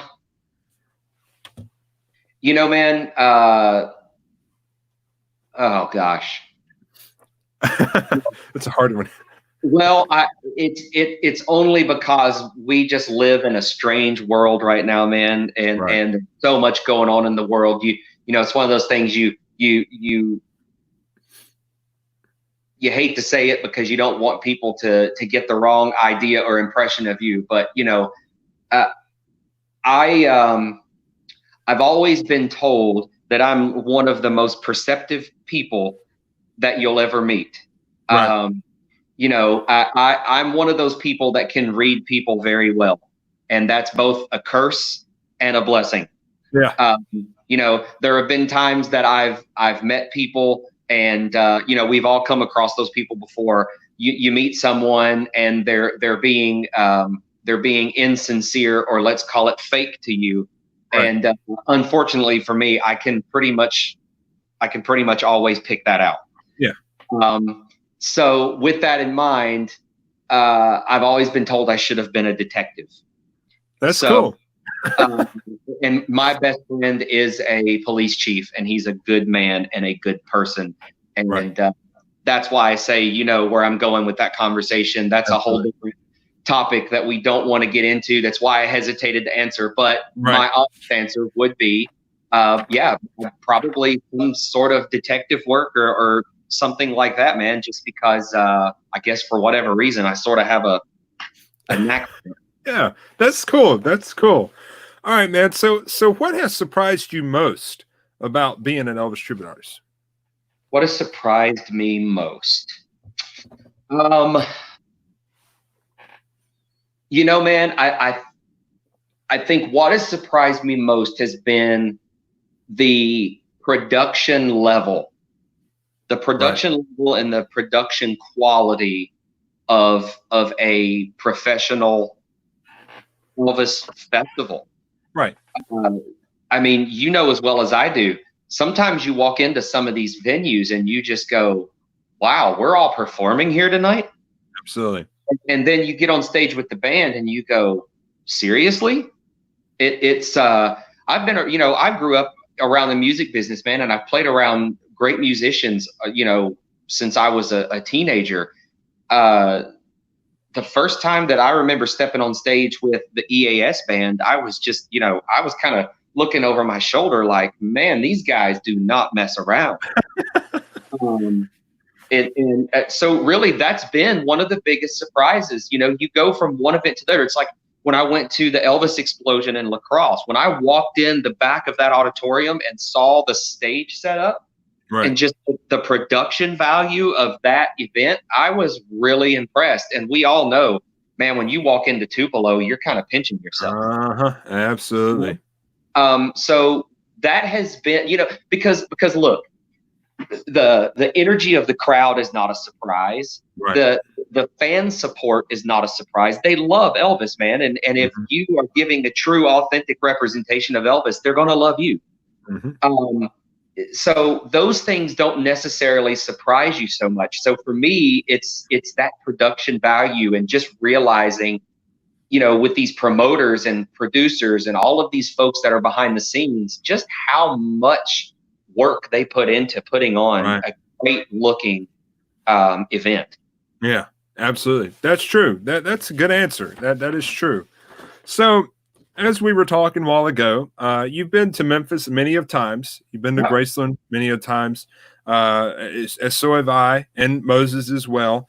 But kind of, you know, people kind of ask me, you know, when I do these shows or whatever, you know, especially people that's not really, you know, really know anything about the Elvis world, they'll kind of say, you know, what's it like going to Memphis where Elvis was, and what's it like going to Graceland, you know? So kind of tell the viewers watching that have kind of never been to Memphis nor Graceland what the feeling's like just to be in Memphis and to walk into Elvis's home, and to not only that, but to be able to perform, you know, right across from his house at the tent. Well, you know, I'm going to tell you that the short answer for me is that it's almost indescribable, the sort of feeling you get. I wouldn't necessarily say it's a feeling about Memphis, but it's a feeling about Elvis Presley Boulevard and some of those other surrounding areas, right? And folks could say the same about Tupelo. But I'm going to give you my short answer about it just being, it's a comfortable feeling. There's an energy on Elvis Presley Boulevard that's almost hard to describe. And there's a feeling in the home that just feels, to me, Graceland is not a museum. Right. It's never felt like a museum. Never. No. It does not. And you cannot stress that to people enough, that it does not feel like a museum. But so what I'm going to do is I'm going to tell you a quick story that I think will really sum this up, because it's not just coming from Brooke's opinion. So back, I want to say around maybe 2005, 2006, my band was doing a show at the tent. We were doing 2 shows, and kind of a last minute thing, my drummer was unable to do it, and we were freaking out. We had rehearsed, we had this Elvis show ready to go. We were going to be doing 2 days, and what are we going to do? So called up one of my Nashville buddy. Well, my guitar player called one of his Nashville buddies that we both knew, who was actually a singer in a band, but played drums and was really good at it, and said, hey man, you know, would you want to go do this thing and do this Elvis gig and play Elvis Week with us? And he was really hard to convince at first because it's just not his thing, right? So his name was John. So John comes over, we rehearse the music, and man, he does a really good job. He plays the songs well. Right. And I could just tell that this was just like him doing a favor, right? Right. Okay, fast forward.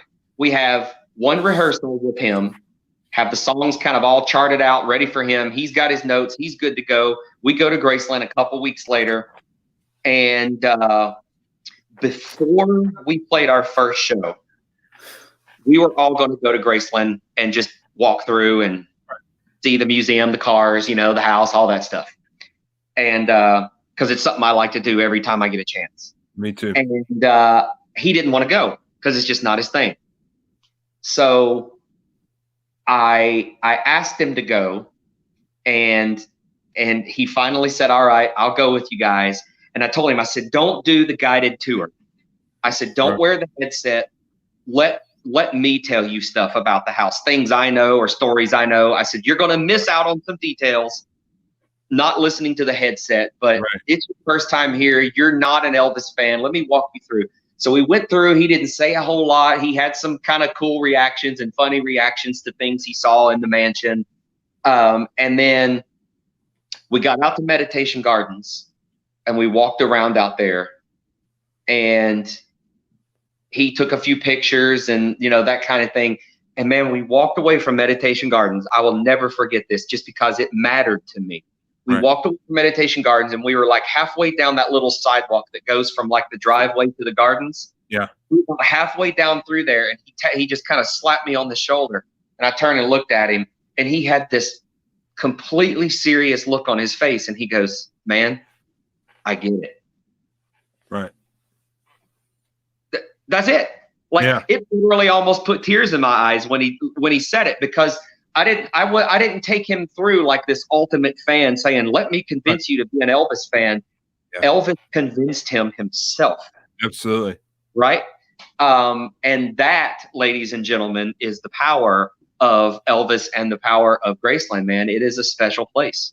Absolutely. It is. And, you know, especially to all of us ETAs, because, you know, we're fans first and foremost, and to all the fans, Graceland, you know, Elvis has a special place in our heart, but Graceland does too. Yeah. You know, because we've all been there. We've seen it many, many times.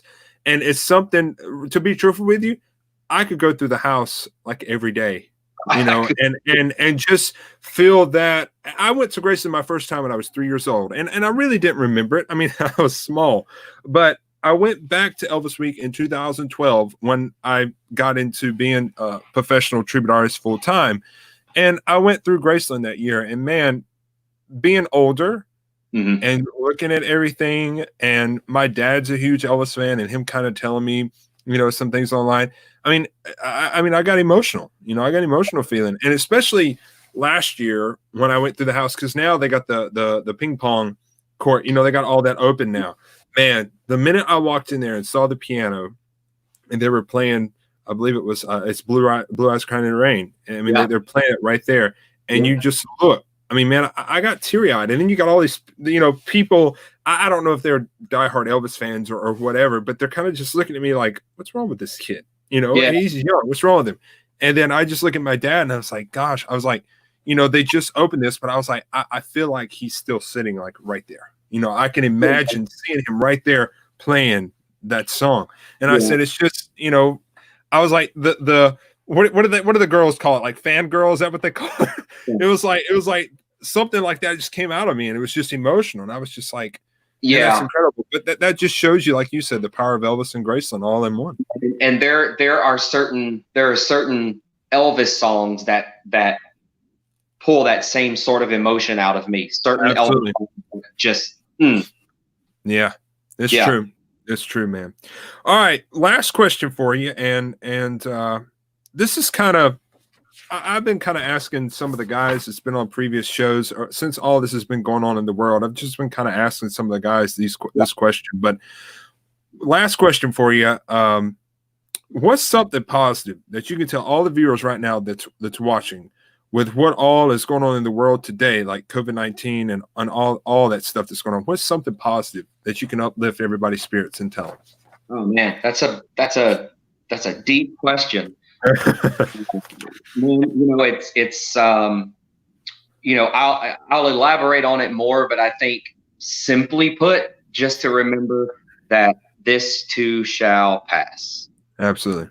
You know, man, it's we get caught up in a lot of the stuff. You know, there are folks that are out there that are out of work. There are entertainers that are out of work or struggling to find work, and people in the you know, in the medical industry that are facing things we can't ever fathom. You know, and I have friends that have, you know, husbands or wives that are nurses or doctors, and the things they have to do just to be able to come home and feel safe to be around their family. It's unbelievable. Right. The you know, the things they've got to go through. And absolutely, you know, we talked about it a minute ago. There's a lot of unrest, and there, you know, I've got a few friends that are in law enforcement, friends that I've known for years that I know are wonderful, amazing people that care nothing more about nothing more than everyone's safety and happiness and their family, and yet they're feeling threatened. There's a lot of craziness going on in the world right now, but what everybody has to remember, man, is that it can always be worse. Absolutely.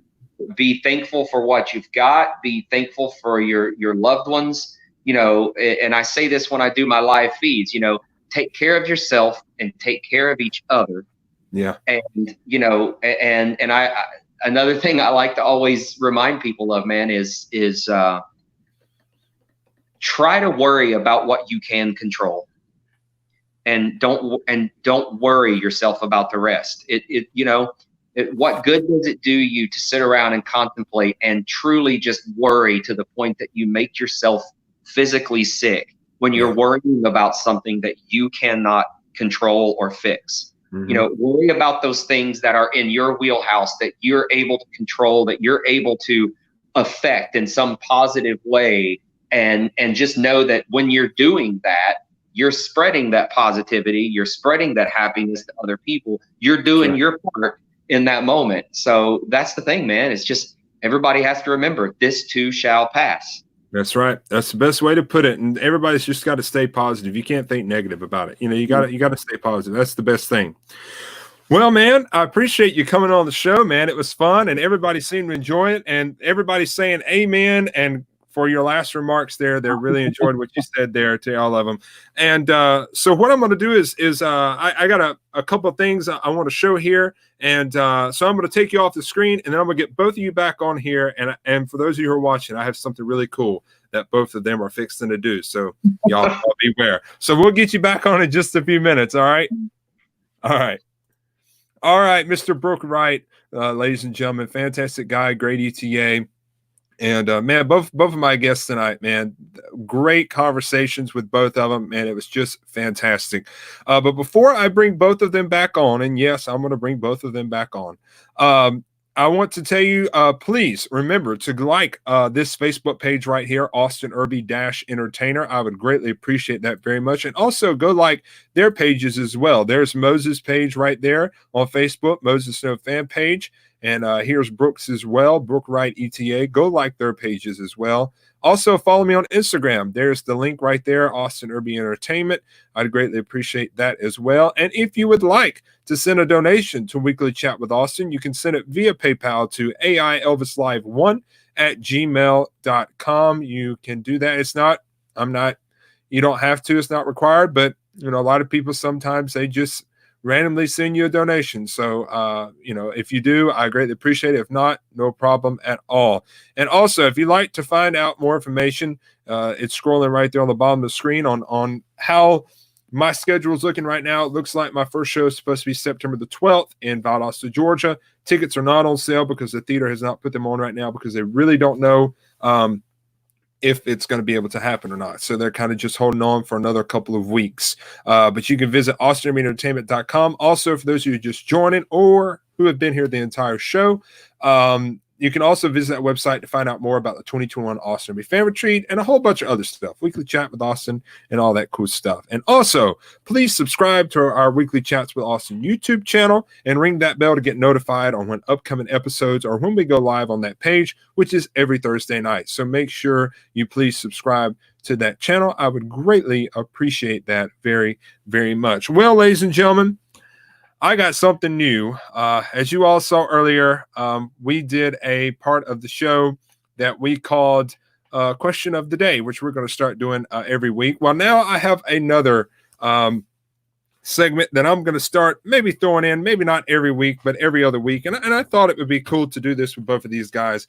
But I'm going to do some Elvis trivia with both of these guys, and we're going to see what they know. And the cool thing is I don't have to answer because I have the answer. So I would be, if I was a part of it, I'd be cheating. So you know what I mean? So I'm going to get both of them back on here really fast. Moses, are you there? Yep, I'm here. All right. And Brooke, you're still with us. Yes, sir. All right. Well, let's see. I'm going to make, all right. That's better. We can all wider and all that cool stuff. Okay, put us a nice background back there with some spotlights or something to make us look a little cooler. You know what I mean? All right. So are you? What's that? Are we about to sing the Brady Bunch song? We are. I'm gonna ask you more. No, here's a story. All right. So here's how this is gonna work, ladies and gentlemen. And for those of you who are watching, the viewers, neither one of these guys can see your comment unless I put them on the screen. So if you would like to answer these questions along with us, go ahead and comment your answers. I'd love to see what you guys know as well. I have a lot of questions here, and we're not going to do them all unless you both are really super, super smart. If we run out of questions, then we'll call it a tie. Here's the rules. I'm going to start with Moses. I will ask him the first question. Moses will answer. We'll go to Brooke. We'll go back and forth. If one of you was to miss, the other guy has a shot to steal the question from you. And the first one that reaches 5 points wins the whole thing. Does that sound fair enough to you guys? Yes, sir. All right. I'm writing down the tally so I can keep up with your score. Okay. All right, Moses. First question is going to go to you. We're going to start easy and we're going to try to get harder as we go along. Okay. Boy, here we go. Where was Elvis Presley born? He was born in Tupelo, Mississippi. Awesome. All right, Brooke, your turn. When Elvis was 13 years old, he and his family relocated to where? Oh man, was that the Ottoman Drive? No, it was not. Yeah, I don't know. It would be just Memphis. Oh, okay. Yeah. That is Memphis, but yeah. I'll take your question as correct because that is in Memphis. All right, Moses, we'll go back to you.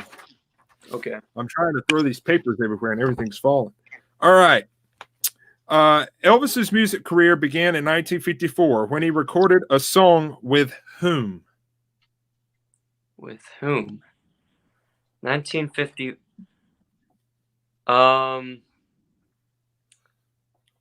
define the little question a little better for you. It is not meaning who he sang with. Does that make sense? Okay. Yeah. All right. So Scotty Moore and Bill Black. Correct. All right. Okay, man. This is going to be, it's going to be harder than I thought. I thought I was going to be able to stump you guys a little bit. All right, Brooke. What was Elvis Presley's first RCA single? Oh, gosh. I might have finally stumped him. What's that? I might have finally stumped you. No, I'm just kidding. Well, yeah, man, I don't know.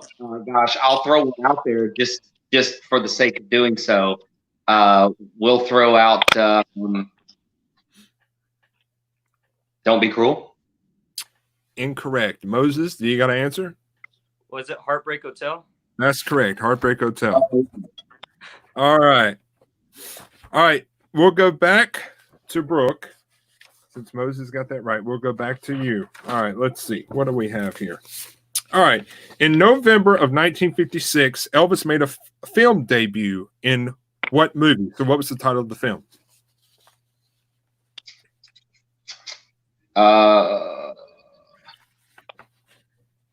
Was it Love Me Tender? That's correct. Love Me Tender is right. Point for you. Okay, Moses. Let's see what we got. I'm just going around. I'm not going in order the way I got these. I'm trying to make it harder as we go along. Okay. Wrong, man. Come on. All right. Moses. Elvis won how many Grammys? He won 3. That is correct. 3 Grammys. All right, Brooke, we'll go to you. What happened to Elvis in 1958? What happened to him? Yeah. There was something very specific that happened in 1958. I'm gonna go with the Army. That's correct. All right.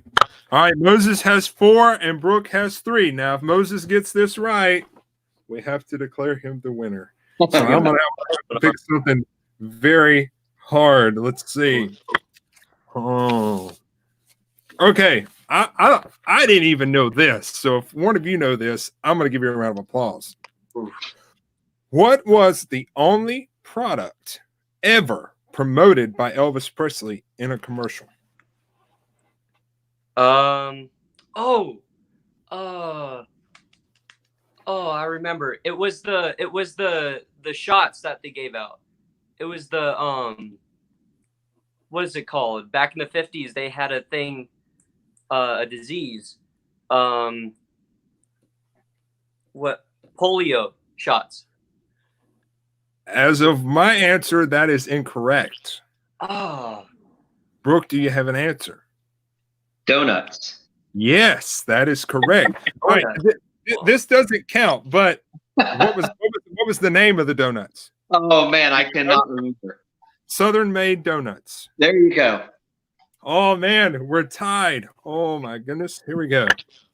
Moses, we'll go back to you. Are you ready? yes, sir. Elvis was given a badge as what? Oh, as detective. It was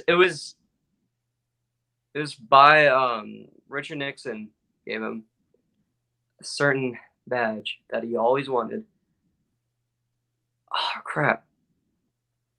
I can't remember it. Are we going to pass on to Brooke to possibly take the win? Let's go with FBI.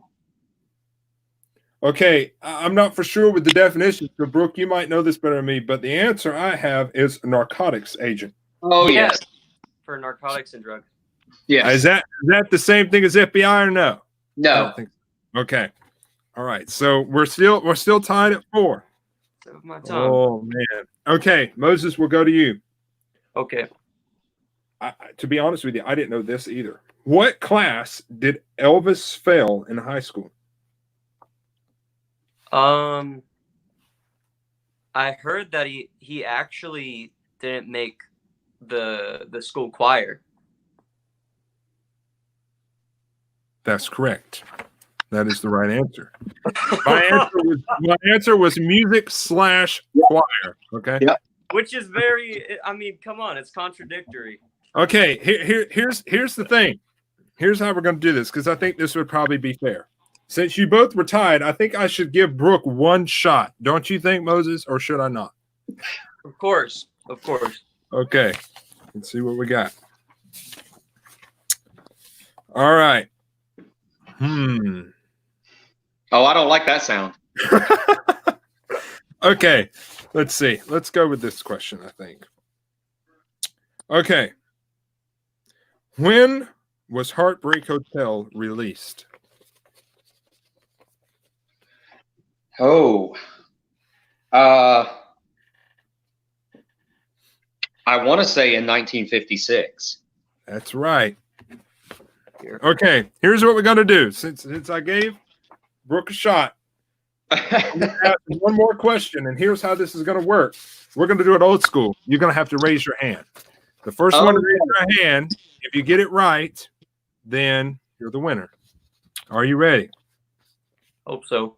This is going to be 2 questions in one, and this is probably going to be hard, so you have to answer both. Elvis Presley married his only wife, Priscilla, where and in what venue? Brooke. Where was in Las Vegas. Correct. And what venue? You got me on this one, but I'm going to throw it out there. Was it Caesars? No. That's incorrect. It was the Aladdin Hotel, but you did get half the question right, so I'd have to give it to him, I guess. Am I right, ladies and gentlemen? I guess I'd have to give it to him. So I guess we have to declare Brooke the winner. Let's declare it a tie, man. That was let's just declare it a tie. That was good. That was really good. We'll just declare it a tie. That works with you too, right, Moses? Yeah, I'm fine with it. Hey, when I read a lot of these questions, I didn't know the answer to some of them myself. So great Well, job. I didn't know where you were going to go. Like I was afraid you were going to start asking us to tell you the name of Elvis's horses and stuff like that. Oh man. Ladies and gentlemen, put some hearts on the screen for both of them. They did fantastic on this at the spur of the moment. We're going to call it a tie, just like Brooke said, because they did fantastic. And I want to thank both of you personally for being on the show tonight. Everybody loved you. There's hearts all over the screen. And man, you guys were just fantastic. So thank you guys, both of you. Did any of your viewers have any questions for Moses or myself? Yeah, does anybody have any questions for Moses or Brooke before we sign off? Anybody have any questions? I thought I saw one a few moments ago, and I'm going to have to try to find it. Everybody's saying both of you did a fantastic job with the trivia. Well, thank you. If anybody has any questions for Brooke or Moses, comment who the question is for, or if it's for both of them, and we'll take a few of those before we sign off. I think we got about 4 minutes before we sign off. Questions. Everybody's sending a heart, so they're not even thinking about the questions right now. Oh man. Yeah. I was so okay. Trivia. Here's a question. I'm gonna put it on the screen for both of you. Favorite Elvis item you own? Oh man. Here, I'll show you mine. Okay. I told you guys earlier about Joe Gershow. So in 1997, when they did the concert at the Pyramid, the Elvis in concert, Joe Gershow took one of these original advertisements and he wrote a note to me to stay focused and signed it to me. That's a really special thing for me. I love this. Awesome. Moses, what about yourself? Well, one of them, I think I can show you it real quick, is in my wardrobe, which is a very rare thing. I'll be right back real quick with this. I'm not too far from my closet, so okay. It's a red version of the Loving You jacket that Elvis wore in when he sang Me More Blues. Absolutely. That's killer. You wore that on the sing-along a few weeks ago. Yeah, and so this one here, I couldn't really find anywhere, but luckily another buddy of mine that I think Austin, Victor Trevino, he gave it to me. And yeah, it was like right my size. So yeah, that's one of the great things I own, and other stuff as well. And many people have given me some really, really cool stuff as well. But I think it's all put away in our collection that we have. Well, I have several, and I would show some of mine, but all of mine are really hung on the wall except one of them, and I don't know where they are. But I can tell you one that I'm looking at, which is just right over here. Somebody bought for me. They put it in a frame. They put 3 photos of Elvis when he performed in Tupelo for the fair with the blue Tupelo homecoming shirt. Inside of that is an actual ticket that they bought on eBay or somewhere that actually somebody used to get into the fairground to see Elvis perform. So I have that in a frame. Yeah, it's really, really cool. It's very fragile. All right, man, we got questions popping up everywhere, and I know we're not going to have time to get to them all, but we'll get to as many as we can. Let's see. Okay. All right, here's one. This one I think is for Brooke. It says, there it is on the screen, have you met Wade Cummings, Elvis Wade? Well, I have an interesting story about that. I saw Elvis Wade perform years ago in Nashville when Opryland still existed. But fast forward to that. So this past year, in January, so I shouldn't say this past year, this year, in January on Elvis's birthday, I did 2 shows at a casino in Kentucky. And I had a backing band behind me for that show, and my band that night was Elvis Wade's band.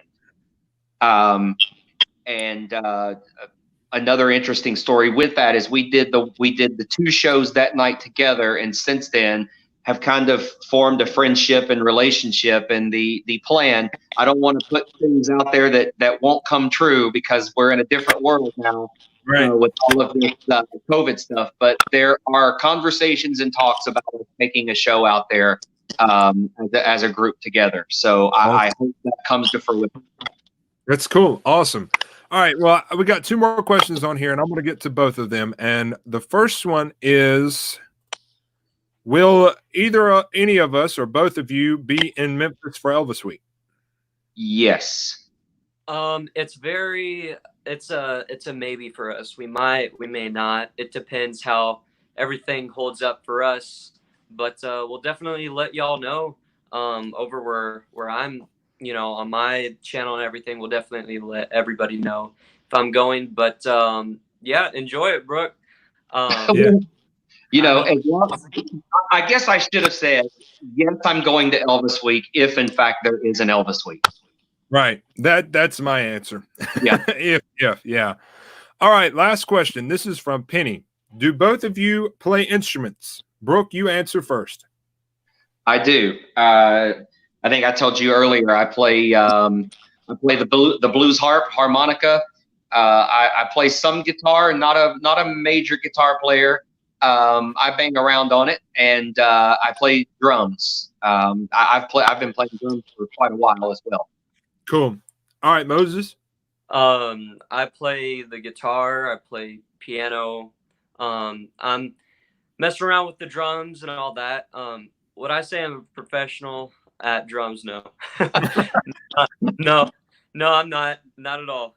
But yeah, I'm messing around with the drums and anything I can really grasp with the instrument, because I really do like doing stuff instrumentally too, especially with Elvis music. Right. Awesome. That's fantastic. Well, that is all the time we have for questions, and I appreciate everybody for throwing out the questions. And Brooke, thank you for reminding me about that, because I forgot. I didn't even look at my sheet. Thank you both for being on the show again, man. I really appreciate it. Everybody's thoroughly enjoyed you, man. Everybody's saying thank you. They're sending hearts and likes. So I personally thank both of you.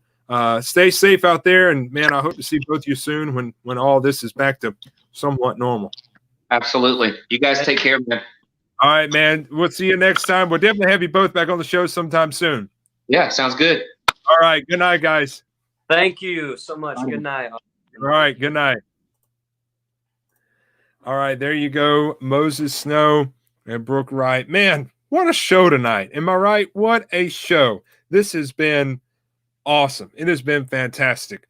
So before we finally sign off, I know we've kind of went over the time limit and what we normally go over, but that's okay. When you're having fun, who cares about time? Don't forget to go follow Moses on his fan page. It's right there on the screen. Brooks is right there on the screen as well. Also, if you got a moment, go like my Facebook page, which is this one right here. We're on Instagram. And also, if you'd like to send a donation, a weekly chat with Austin, there it is right there, AILSlive1@gmail.com. Also, for more information, visit AustinArmyEntertainment.com.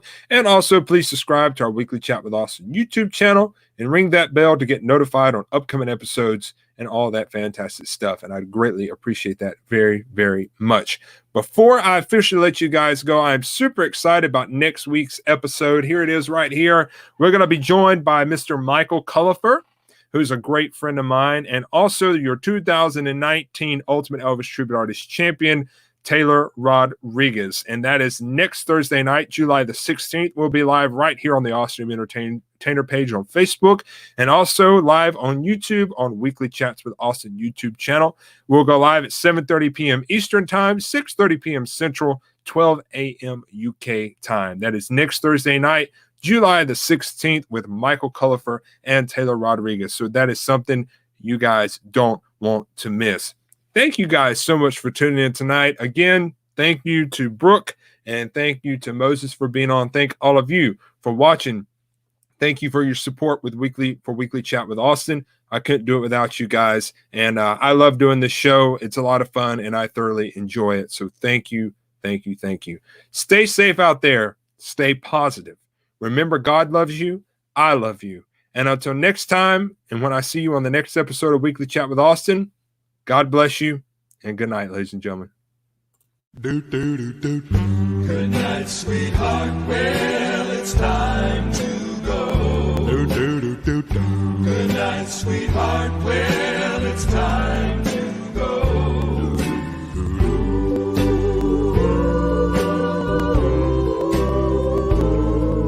Good night, sweetheart. Good night. Good night, sweetheart. Well, it's time to go.